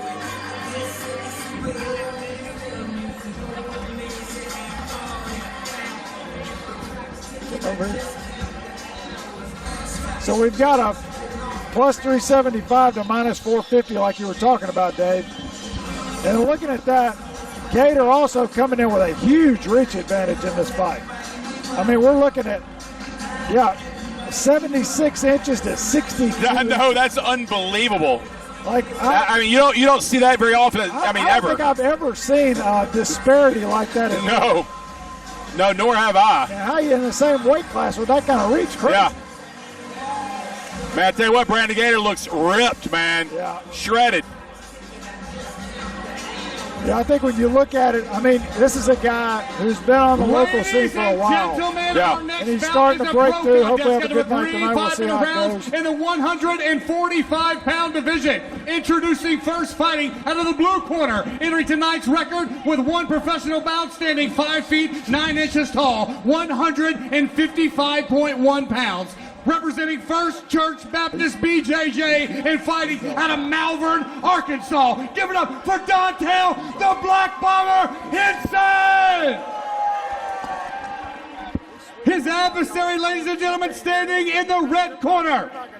3 victories in 6 professional bouts. Standing 5 feet, 10 inches tall, 156 pounds, representing the law school striking system, fighting out of the Memphis 10 of Tennessee. Give it up for Brandon, the Gladiator Gaitor! Third man in charge of the action, Mr. Chad Washburn, Memphis, Tennessee. Let's get it on! All right. Mr. Chad Washburn back in the cage. 3rd degree black belt Brazilian Jiu-Jitsu from Nashville. Great referee. He's done a great job for us tonight. About to get these guys started. Here we go. Cage for Tennessee. Coming out John Jones style. Yeah, a little John Jones-esque there. We need to see come some out by elbows and some Dontail. striking then if you go come out with John Jones. Yep. He doesn't quite have the same build as Jones, though. We were talking about before you got back, Omari's back joining us now, the reach advantage in this fight, Omari, believe it or not, is 76 inches to 62 inches. Goodness. Is that right? I mean, have can that be you right? ever seen a reach that much disparity in a fight? Yeah, that is crazy. So we should see a lot of jabbing out of Gaitor, right?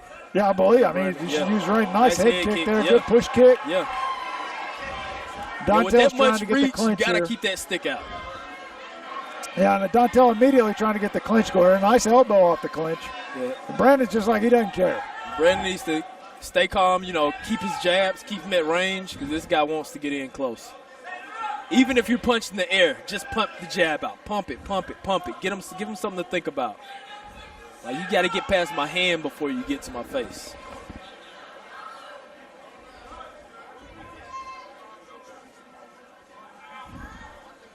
Going through a little feeling out here now after the initial strikes. Yeah, both guys just a lot of little feints here. Oh, there you go.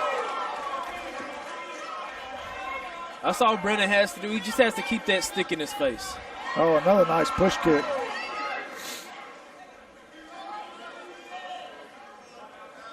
Now Dontail needs to get in. He has to do that Mike Tyson style bob and weave and get past the end of Gaitor's punches when he throws them. Both fighters' hands pretty low. As you know, I'm not a fan of that. yeah, I think the basics should always be in play, man. Hands up, chin Especially down. at the beginning like this when it's unpredictable. You really don't know the other guy. And the guy's got full power. He's not tired. He's got full power, too. Oh, nice right. Dontail is looking away from the punches, which is a big no-no. Telltale sign that you don't like to get hit, pretty much. yes. He's anticipating the kicks, trying to catch him. He really doesn't, he doesn't like to get hit. And with that, if I'm Gaitor, I'll feint to the body and go to the head. Yeah, Gaitor being very patient here, knowing he's got 5 minutes to work with. This is unlike the amateurs, guys. We have 5-minute rounds, so you can be more patient as a pro, be more measured, take your time, no rush. Good kick to the body there by Gaitor. Good kick to the body. His hands are so low, and he's Another good push anticipating the kick. body kicks. He needs to go to the head. And Dontail is doing something that you don't do as a fighter. When you get hit, you're shaking his head like, dang, I just got hit. You just don't do that. Usually that's a telltale that you just got hit. Yeah. So you got to keep a poker face. Oh, yeah, try to go like you were talking about, Amari, right back up to the head there. To the head. The only thing I want to see from both fighters is pumping a jab. I mean, keep that jab out. Why not? Yeah, especially when you've got that reach advantage for Gaitor. Right. Good body kick by Gaitor. Yeah, with that kind of reach advantage, that should be all day, every day, pumping that jab against this opponent. Right. Looks like Henson is kind of hearing me. Low jab punching. Now Brandon needs to capitalize off feints because he's reacting to everything. Yeah, so that's going to be legal though, correct? Yeah, I mean that's a legal strike. That's done. Yeah, that's a fight. Yeah. So you see there, yes, sir. what you thought you saw there was you saw Brandon in the face. Yeah, the kick there, the toe probably goes in the eye there, right? I mean, is that what we're thinking happened? Yeah. So he goes down with that, but it's a legal strike at that. It's a legal strike. Toe to the eye, good show for Brandon. Brandon being a gentleman, letting him kind of get some rest after he kicked him in the face. Yeah.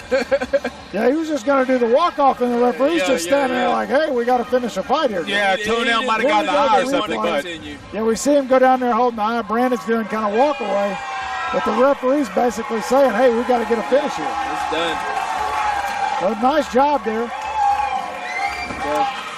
Again, kind of strange. It seems like when Brandon has a fight, there's it's always something. Always. Yeah. Hey, win, lose, or draw, it's going to be weird. Yeah, but he won. He did get the win here, which is great for him. But, yeah, it just always seems like there's some kind of Twilight Zone moment going on, you know? Yep.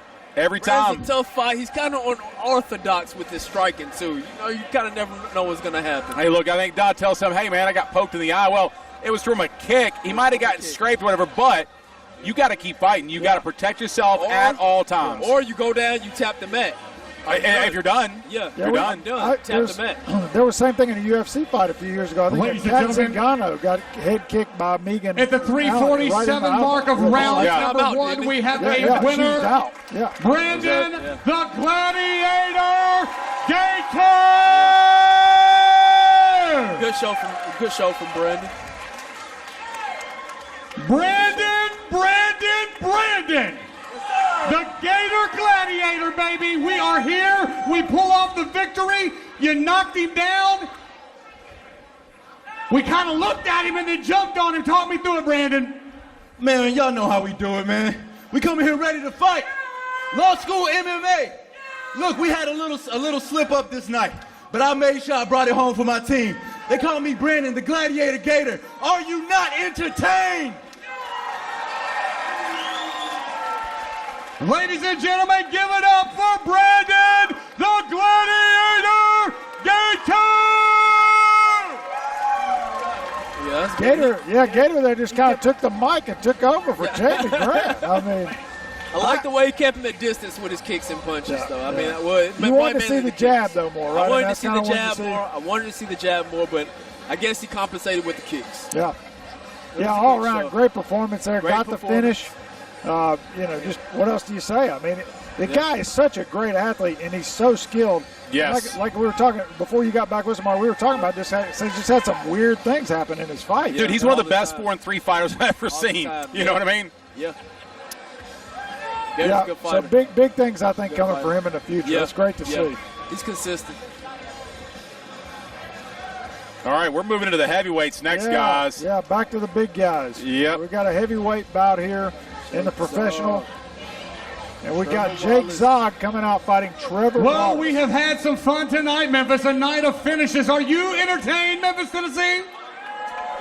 Memphis, Tennessee, I said, are you entertained? That's what I'm talking about. Man, what an exciting night of MMA action we have had tonight. But we still got two more coming up. Oh, man. Yes, sir. Can y'all hear me? Yeah, so coming back in, guys, we've got a heavyweight bout coming up here. Going to be fireworks. Yeah, so talking about Jake Zogg, this guy takes this fight, guys, on basically, I think, 3 days' notice. 2 days. Yeah, 2 days' notice, so, like, super low. He had a fight. Props to him. Yeah, props to him. No pushover. Yeah, because Trevor's Wallace's opponent actually fell out on Wednesday, and so they had to try to find a replacement for him. So, Dave, what are the odds on this fight, considering Jake taking this on late notice here? Well, the professional odds makers, the scuttlebutt from Vegas on this one, Trevor Wallace is a minus 1,000 on this fight. Hodges is a plus 800. Some would say this is a little bit on the lopsided side, but I mean, props to Jake Zogg, man, for stepping up on 2 days' notice to take this fight. Trevor's opponent backed out like 4 days ago, literally 4 days ago. Yeah. And his reason for backing out, well, ladies and gentlemen, our next he just didn't have the heart is for it. brought to you by Rock and Roll He's been thinking about retiring anyway. He shouldn't have signed the fight in the first place, and he backed out. Elvis roll, the GNR, I'm sorry, I must say that's, chili pepper, in my opinion, disgraceful. All the food and the rolls that you need to his opponent, to get fat and happy, to the promotion, to the sport, to his fan base. 2886 so I'm very thankful. You'll find us there from time to time. For Jake Zogg stepping up on last minute notice under the circumstances. So, Memphis Music Room, welcome to the arena, Jake Zogg. Yes, we got Jake Zogg coming out here. We don't have a lot of information on him, of course, because it's a short notice fight. I believe he's 1-13. Is that correct, Dave? Yeah, that's what I've heard. I can't confirm that, but one thing I can confirm, he's out of Clinton MMA in Bloomington, Illinois. I do know that. Yeah. 6'3". And he came in at above the 265-pound limit. I think he's 269. So you got a guy here who's a big heavyweight. Of course, hard to cut that weight if you need to when you got a short notice fight like that. Yeah. But a big guy nonetheless. So, big props to him for taking the fight on short notice. Oh, for sure. We'll see how he does here. Jason Got Aldridge. Referee Jason Aldridge in the cage tonight here for this fight. The cage man, Jason Aldridge.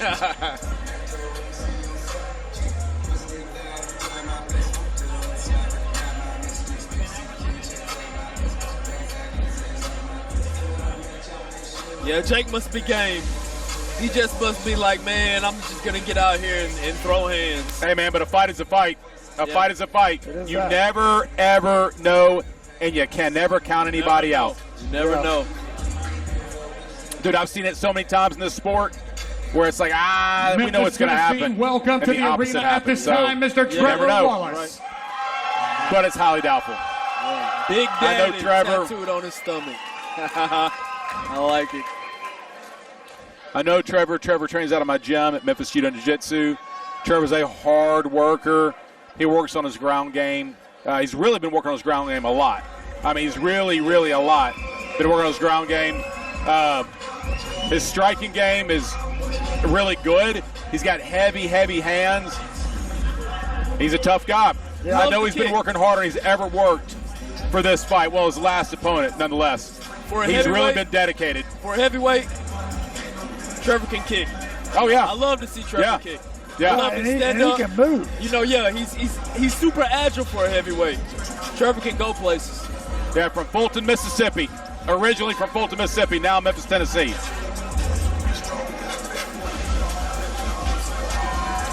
Here comes Trevor walking in their cage. And he's so respectful. Trevor, the most respectful guys, I would say, come from mixed martial arts. You have to have respect for your opponent just to get in the cage with you. Just everyone can't do that. Smart fellas, too. Last fighter, Brandon Gaitor. College educated. Yeah, super. Welcome to the co-main event this Super evening. intelligent A guys, pro sure. bout scheduled for 3 5-minute rounds in the heavyweight division. Introducing first, fighting out of the blue corner. A veteran fighter with 13 bouts, 1 victory. Put that dude to sleep. Standing 6 feet, 3 inches tall, 269 pounds, representing Clinton MMA. Fighting out of Bloomington, Illinois. Raise the roof for Jake Zogg.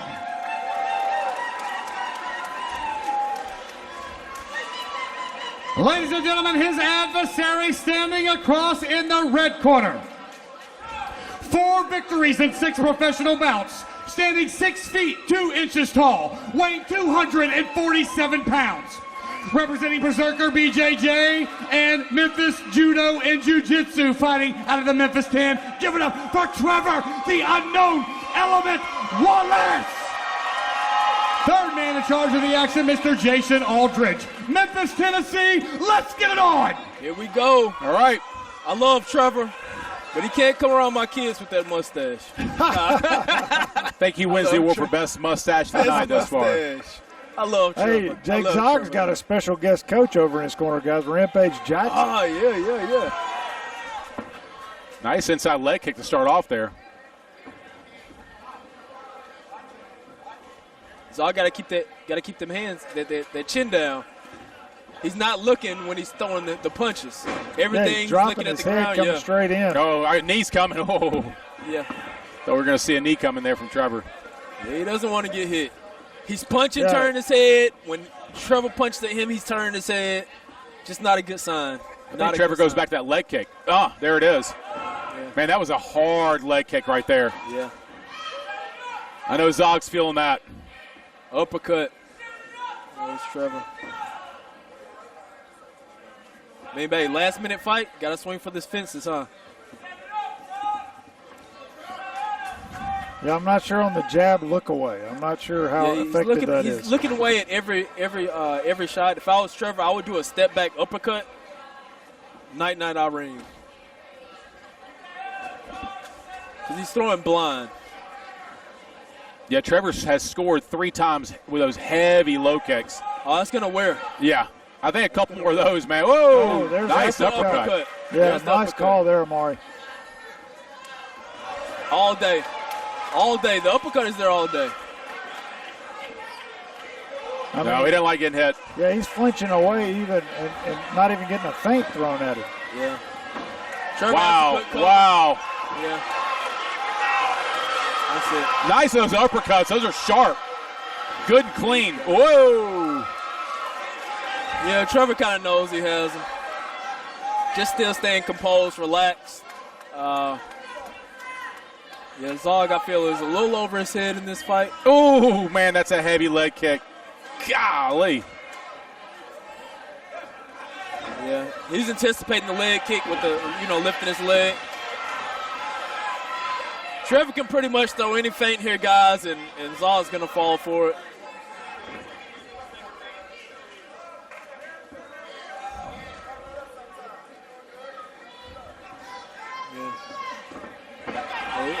Turn your back. Needs to get nice. This may be it. That's it. That's it. Yeah, referee Jason Alden's seen enough of that. Yeah, that's a good stoppage. About 2 minutes and 30 seconds into the first round. Trevor Wallace with the ref stoppage, TKO. Yeah.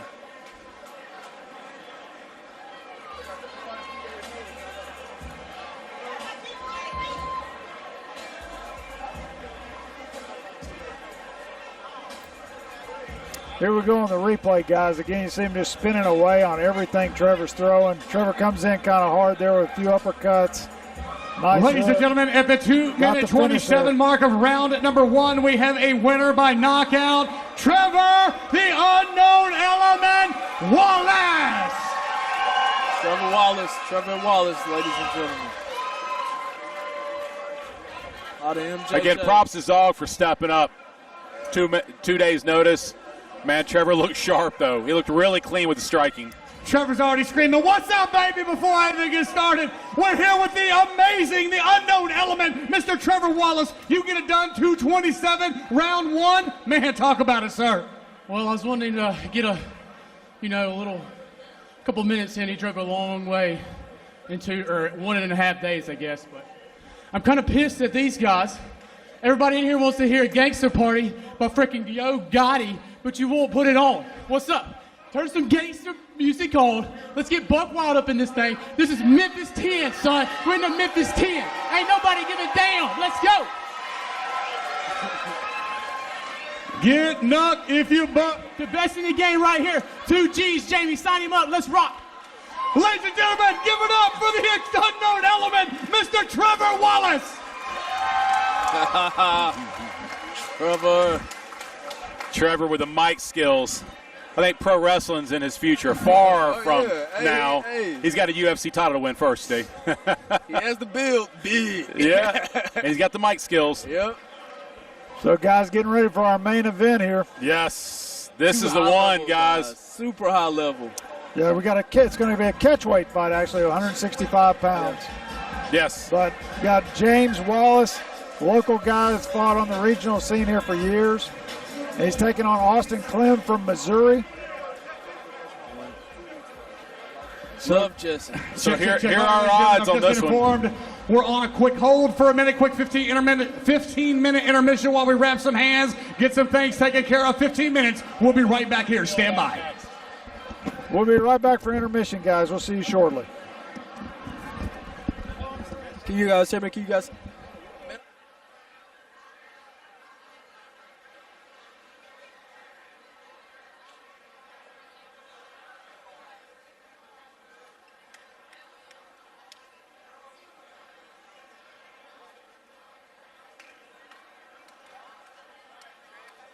DJ, I need some Jamie Grant music, sir.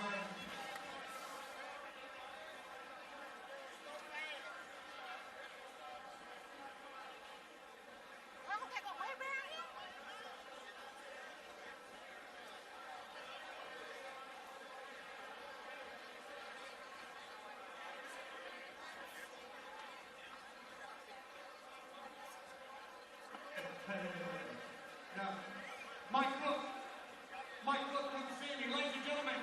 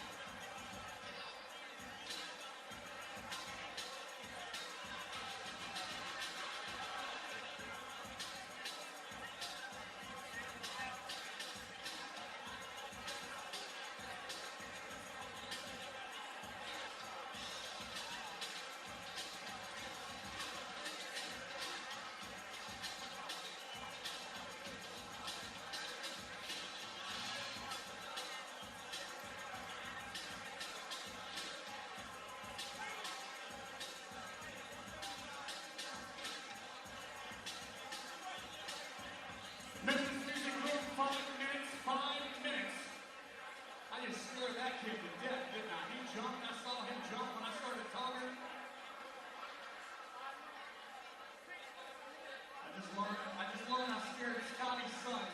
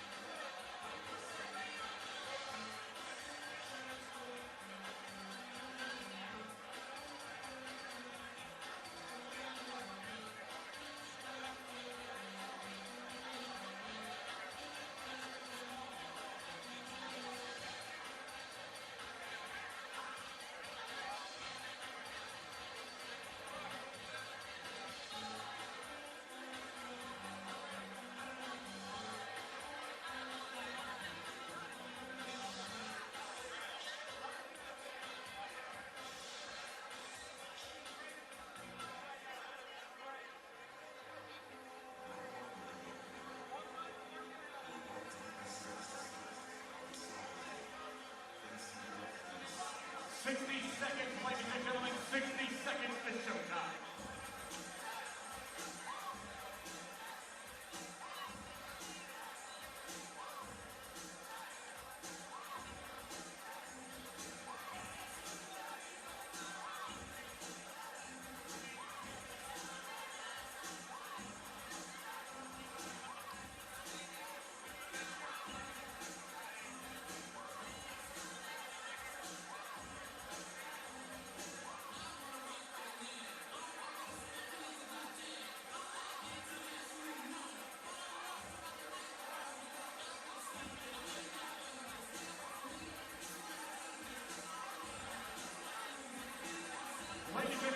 Good evening and welcome to the Memphis Music Room for Attitude MMA Fights 24 in our main event. Memphis, Tennessee, make some noise! Ladies and gentlemen, our next bout this evening is sponsored by J2G Promotions. That's me, ladies and gentlemen. We are a full-service combat sports provider that offers a variety of talent from ring announcers, ring girls, brand ambassadors, sports photography, and MMA and boxing referees. Licensed in Tennessee, Mississippi, Arkansas, Louisiana, Oklahoma, Texas, and soon to be a city near you. We're ready to fly to Timbuktu. We are ready to work for you, J2G Promotions.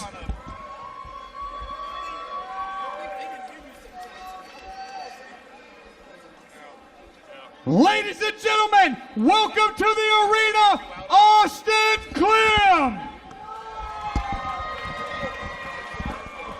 Okay. Getting back into the card here, guys. We got our main event here. Attitude MMA 24, live from the Memphis Music Room and live coming to you on Spectation Sports. We got Austin the Clem Reaper. This is the fight. This is the fight that I've been looking forward to, guys, right here. Lovely. So Austin fights out of Missouri. Is that correct, Dave? That is correct, yep. He is out of Team Fusion. We've actually seen a couple of Team Fusion guys on the card earlier tonight. Tough team, good fighters, and Austin the Clem Reaper is no exception. Tough fighter, but he's got quite a match ahead of him in Jesse James Wallace. Yeah, this is 165-pound catch weight. So that's my weight class. Oh, there we go. 165. There we go. Well, Muay Thai 165. You know, there's always been so much talk about in MMA going back to this traditional 10-pound scale instead of having 155 jump to 170. But you got a lot of these guys who can fight at 155, but it kills them to make that weight cut. And 165 would be a more natural weight division. Right.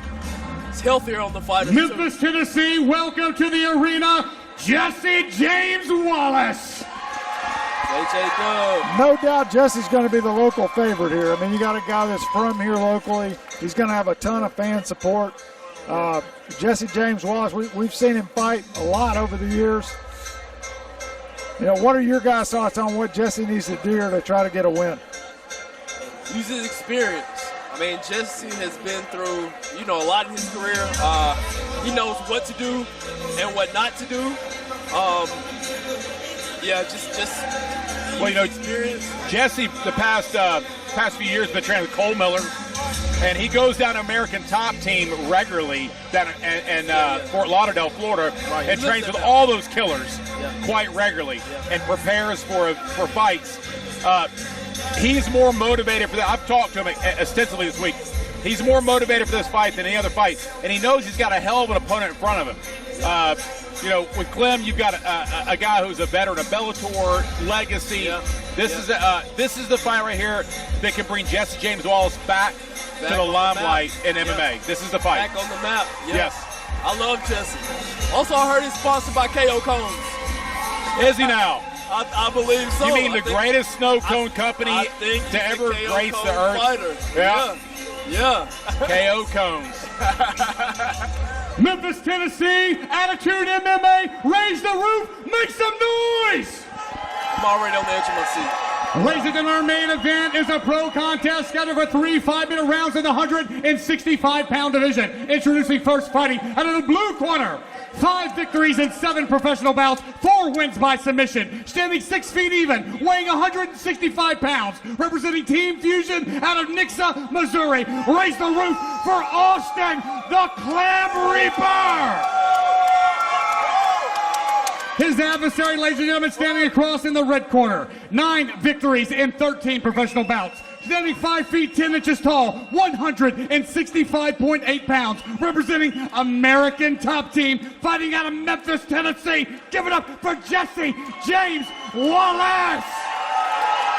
Third man in charge of the action, Jason the Cage Man Aldridge. Memphis, Tennessee, the Music Room.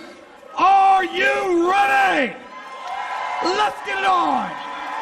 Here we go. For all the cookies. This is going to be a great fight, guys. Cage doors locked. Referee Jason Aldridge calling him to action here. Here we go. And Jesse told me this week he's been working on a lot of striking. Like, that's what he wants to do. He wants to keep it standing. And his straight right, he said, has been really working the magic for him in training. Yeah. Oh, nice head kick. Almost through the guard.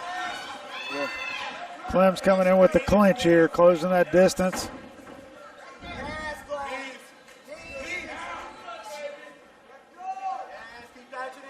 Clem's got good head position here. This looked like a nice, healthy weight for both fighters. Jesse now working to separate the grip here. Spinning elbow.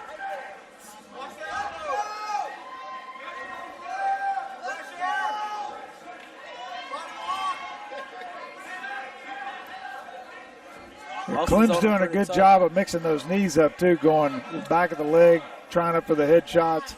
He's up high on that body lock now. Whoa, nice throw. Wizard throw. That was beautiful. Beautiful headlock throw by Jesse. Going to have to be careful he doesn't expose his back without that underhook. Yeah. And he understands that. He gets that. Yeah, you can see him. He's trying to scramble to keep over on top position, get a lot of weight on him. He knows he's going to have to create a scramble here and win. I mean, knee bar, maybe? Got to expect a high fight IQ from both of these fighters. Oh, he's looking for it right here. He's here looking comes for the leg it. lock. Yeah, he'll hook. Wow. See if he can tuck it away. Let's see if he can tuck it away here. That would be amazing. Yeah, he's working for it. He needs to use this though to win the sweep. That's what I'm going to say. He can't give up this position here to Clem, see, which yes. If he was going to use that, he needed to use it to sweep and get back up on top. Clem did a great job there controlling the action.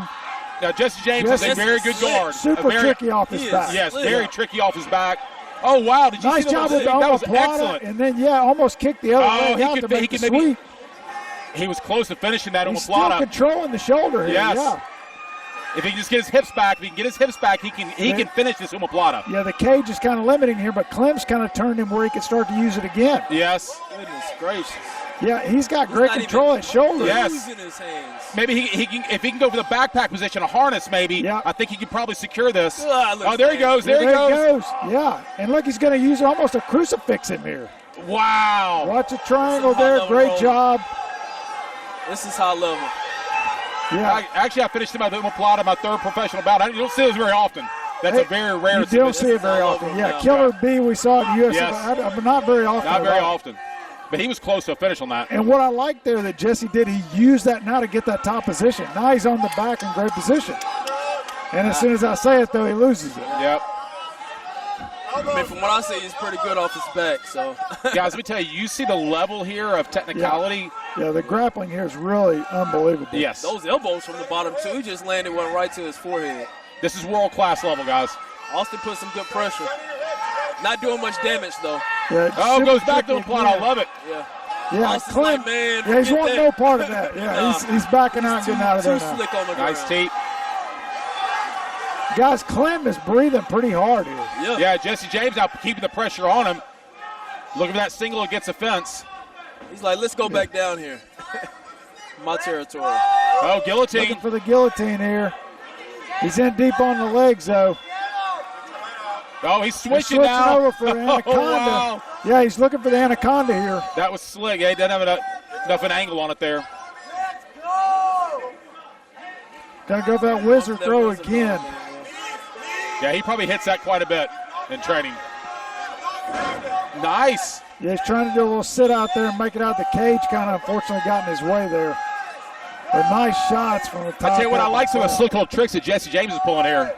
It's very, very unique. Yeah, he's creating a lot of scrambles, those situations, winning some of them, but now, unfortunately, he's giving up position again. Coming out the back door. Oh, looking for a leg lock. Oh, he's tucking. It's what he was going for there. Clem kind of sat on it. I love how offensive Jesse is from his back. Yeah, and he's constantly working a high guard. He's constantly working. Always. He's switching back and forth, armbar triangle, omoplata. Yeah, nice hammer fist from the bottom there, too. He's Start active up again for another triangle. He's shaking from the bottom. Yeah, Clem doing a good job of trying to posture. Clem's getting the other hand in. Jesse's looking for the Kimura on the other side. Yeah, he might run out of time here for the kind of finish. That dude is a tick. Ladies and gentlemen, round number 1 is in the books. Memphis, Tennessee, make some noise. Man, I tell you what, that was awesome. Yeah. The technical prowess in that first round was unbelievable. Now, you know I'm not a ground guy. But that was unbelievable. But that was nice. Yes. Yes, it was. That was nice. That was entertaining to watch. So, Omari, let's hear it, man. First round, what you got? I would say Jesse, but it's just so hard because I guess he wasn't in a dominant position, being on his back, but he was a threat the whole time. I agree, but I believe he scored more on the submission attempts than Clem did with damage from the top. So when you're looking at it from that standpoint, those submission attempts were pretty deep. Man, and so I they were, especially to Plata. I think you'd have to score that for James, in my opinion. I would score for James. I agree. Austin maybe landed 2 shots. Seconds out, please. Seconds out. Memphis, Tennessee, round number 2 coming at you. Not a lot of damage. He wasn't super offensive. Jesse was throwing offense at him the whole time. A lot. Yes, he was. He was in trouble. Yes, he was. I tell you what, they don't Plata. That was close. That was closer. Maybe you guys realize that was close. Super close. Yes. Yeah. Here we go for round 2. I want to see Jesse's hands. I mean, his boxing looked real good in the beginning. Yeah, he's been telling me that straight rights has been his money. Let's see if he throws it. Yeah. He's pulling good. Good head movement. Stay on him. Keep that chin down. Come on, let's go. Good. Yes, go Clem. Hands up. Nice jab over the top. Nice body kick. It's like he's striking, but I mean, yeah, good head kick come back. He's not scared of the takedowns. He's like, take me down if you want to. Yeah. He's going to be trouble down there. This guy's just slinging some leather, man. I love it. Austin pretty relaxed on his feet. I mean, looks like he's looking for that one big shot, but he looks good. Nice high guard. So I like to see nice body kick. Yes. Yeah, Jesse sneaking that body kick in. Those are two that landed clean. Hey, that'll take the wind out of you, won't it, Omari? Oh, yeah, he's breathing pretty hard. I can hear Clem's coaches saying the same thing you are, Omari. He needs to start to chain it together, start to try to quit throwing one strike at a time and try to piece something together. He's taking deep breaths. He felt that body kick. Nice straight left from Austin. Nice straight left. Clem is ducking his head a lot. There's that body kick again. He's not slipping much. His head is staying centered. That's why he's eating a lot of Jesse's straight punches. Ooh.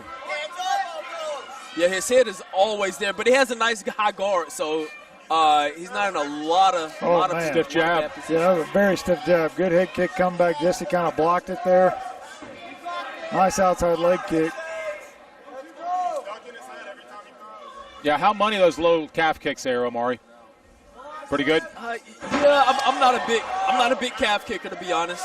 Yep. I mean, if you're going to throw for the thigh. You saw what you saw there. Yeah. He missed with the high head kick, slipped and fell, and Clem's like, I don't want any part of that. You can go ahead and stand back up. Clem's corner is saying he's ducking his head every time he throws, but he's still looking at him. Good duck under, nice takedown. Nice takedown, nice takedown. Clem's working for a little more dominant position here. Yeah. Jesse's doing a good job trying to keep those hooks out. Yeah, but Jesse's so dangerous in all positions here. He can roll, tuck. Yeah, I'm curious to see what he's going to do to create a scramble here because that's what he does. Here he goes, yeah.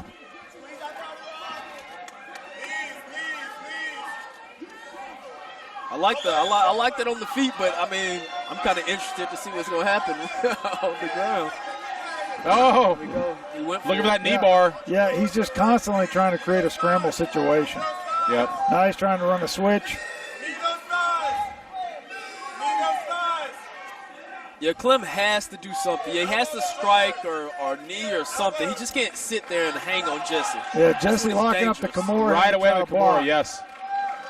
And so what's going to happen if Clem connects his hands to try to pull Jesse? Yeah, Jesse will sit back with that thing and turn him right away. Oh, he let it go. Yeah, he looked like he was trying to reach back around for another choke there, but he gave up the position. Now he's got the leg lace, so he's going to have to get his legs back in play. I got some blood coming, I think, from Jesse's nose. I'm having a hard time telling you. Clem can't get comfortable here. He just can't lay on him. He has to strike. I mean, if he lays there, Jesse's too dangerous of a grappler just to lay on top of.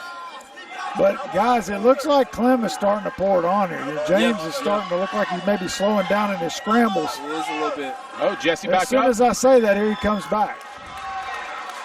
Slick.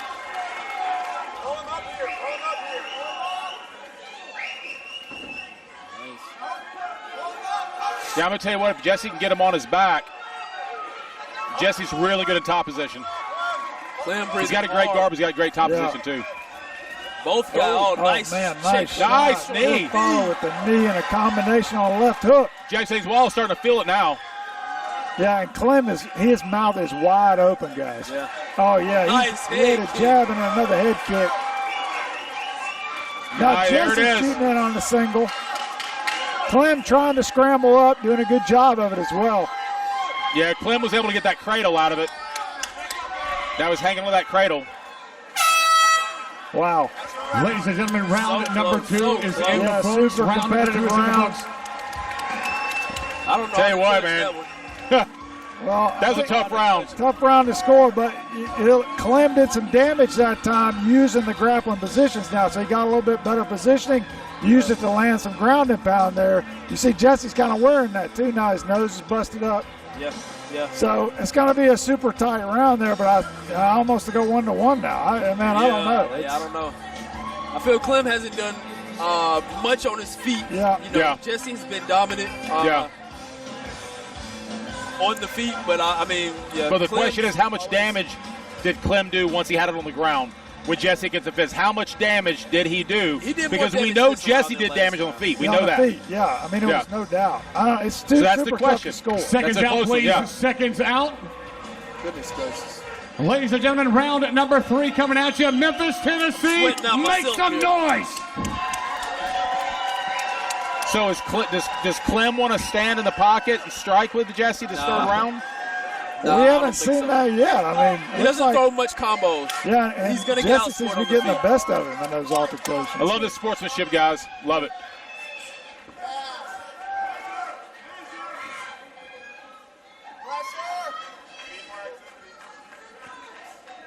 Nice inside.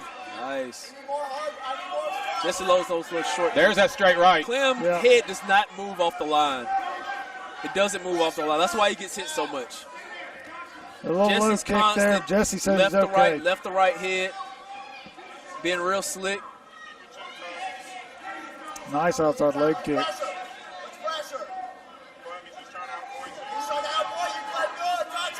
Yeah. Clem's corner saying he's trying to outpoint you. Yeah, they're calling for more pressure from him. Nice, the body kick again. He felt that deep. Yeah. Yeah, you can see he's got that left hand, that left elbow tucked in more too, huh? Oh yeah, he felt. He's protecting it. But he doesn't show it much, you know. He definitely got a good poker face. Yeah. If Jesse keeps this pace, I mean, he's going to win the fight. Tell you what, I like how Jesse always, when they separate with the clinch, he always gets a shot in. It's all about getting that last lick. Yeah. It's been like that since kindergarten. Oh, nice inside. Nice lick. Yeah, he kicked him so hard they almost knocked his leg out from under him. Most Jesse kicks go below the knee, if you notice. No like leg kick, thigh kicks. It's calf kicks, sweeps, throwing him off balance. He likes that teep also. Yeah. Nice straight right. Not a whole lot behind Clem's punches.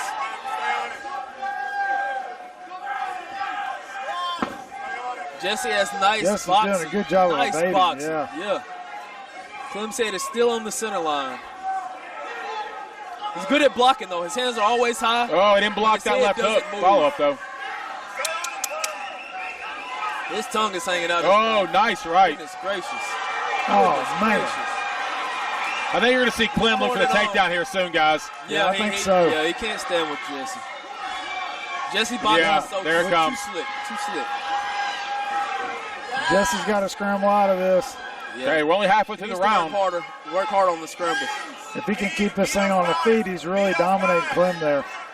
Clem may be too tired to take him down. I think this is the time that Jesse works hard to keep the fight standing. Do not accept the ground. Yeah. Keep the fight standing.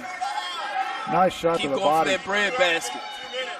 Taking it out of him. And that body kick is money too. I think keep going back to that inside body leg as kick. well. Nice. Ooh, goodness gracious.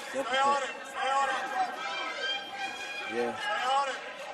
Jess can win with just straight punches down the middle. His head is not moving. A good guard. He has a good guard, but he just doesn't move. Nice check hook from Jesse. Looked like he was going to set up a spinning back fist there. Yeah. Clem has to throw more combo. Oh, there's that body kick. Another I'm telling body you. kick. That's hurting him. It's taken out of him. He's gasping.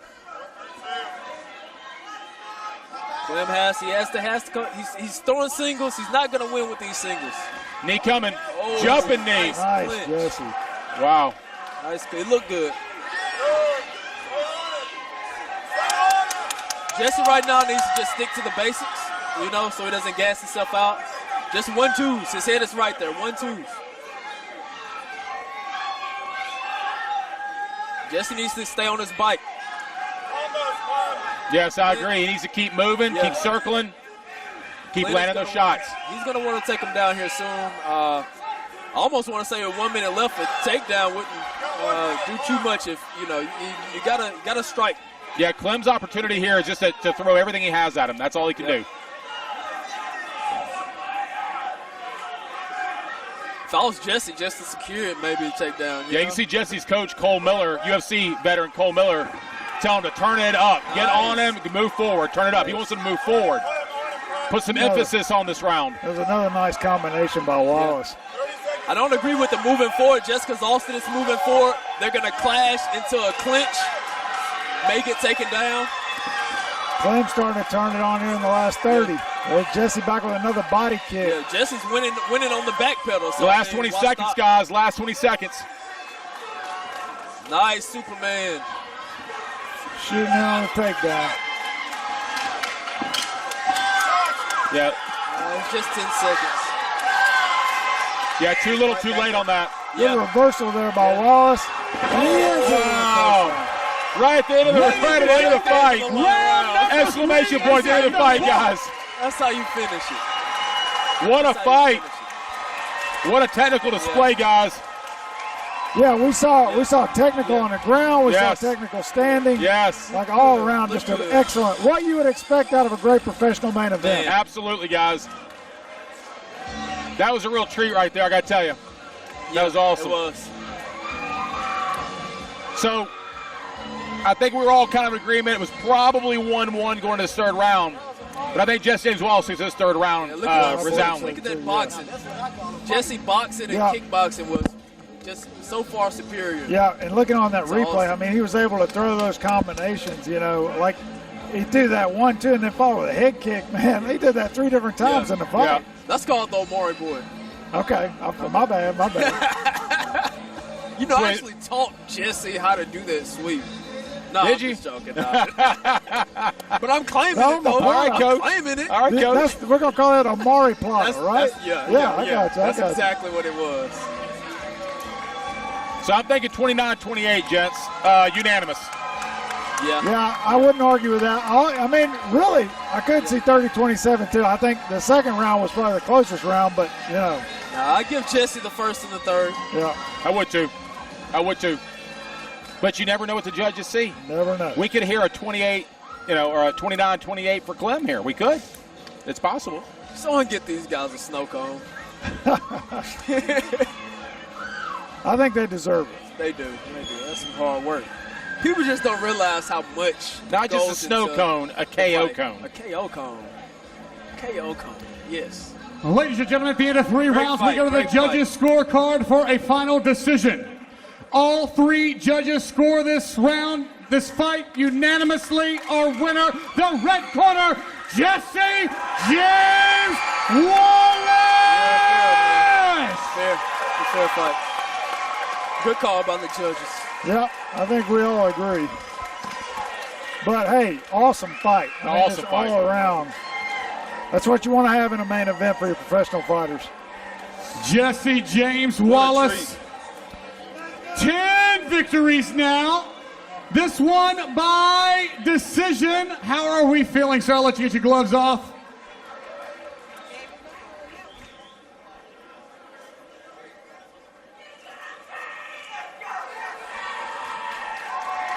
Jesse. He needs a hand to hold the mic. All right, Jesse, here we are, baby. We go 3 rounds. You get the victory decision. Talk to me. Let's get to the hot camera, man. Come on. Okay, thank you. Hey, who else can take 3 years off, come back, and knock off a top prospect? Nobody but me, because I'm the fucking man. Hey, and all you motherfuckers who wanted me to lose, that was for you. That was for you. I'll see you when I see you. You know, normally you put these things away by submission. Tonight you did it by decision. Tell me, when do we think we're going to see Jesse James Wallace again?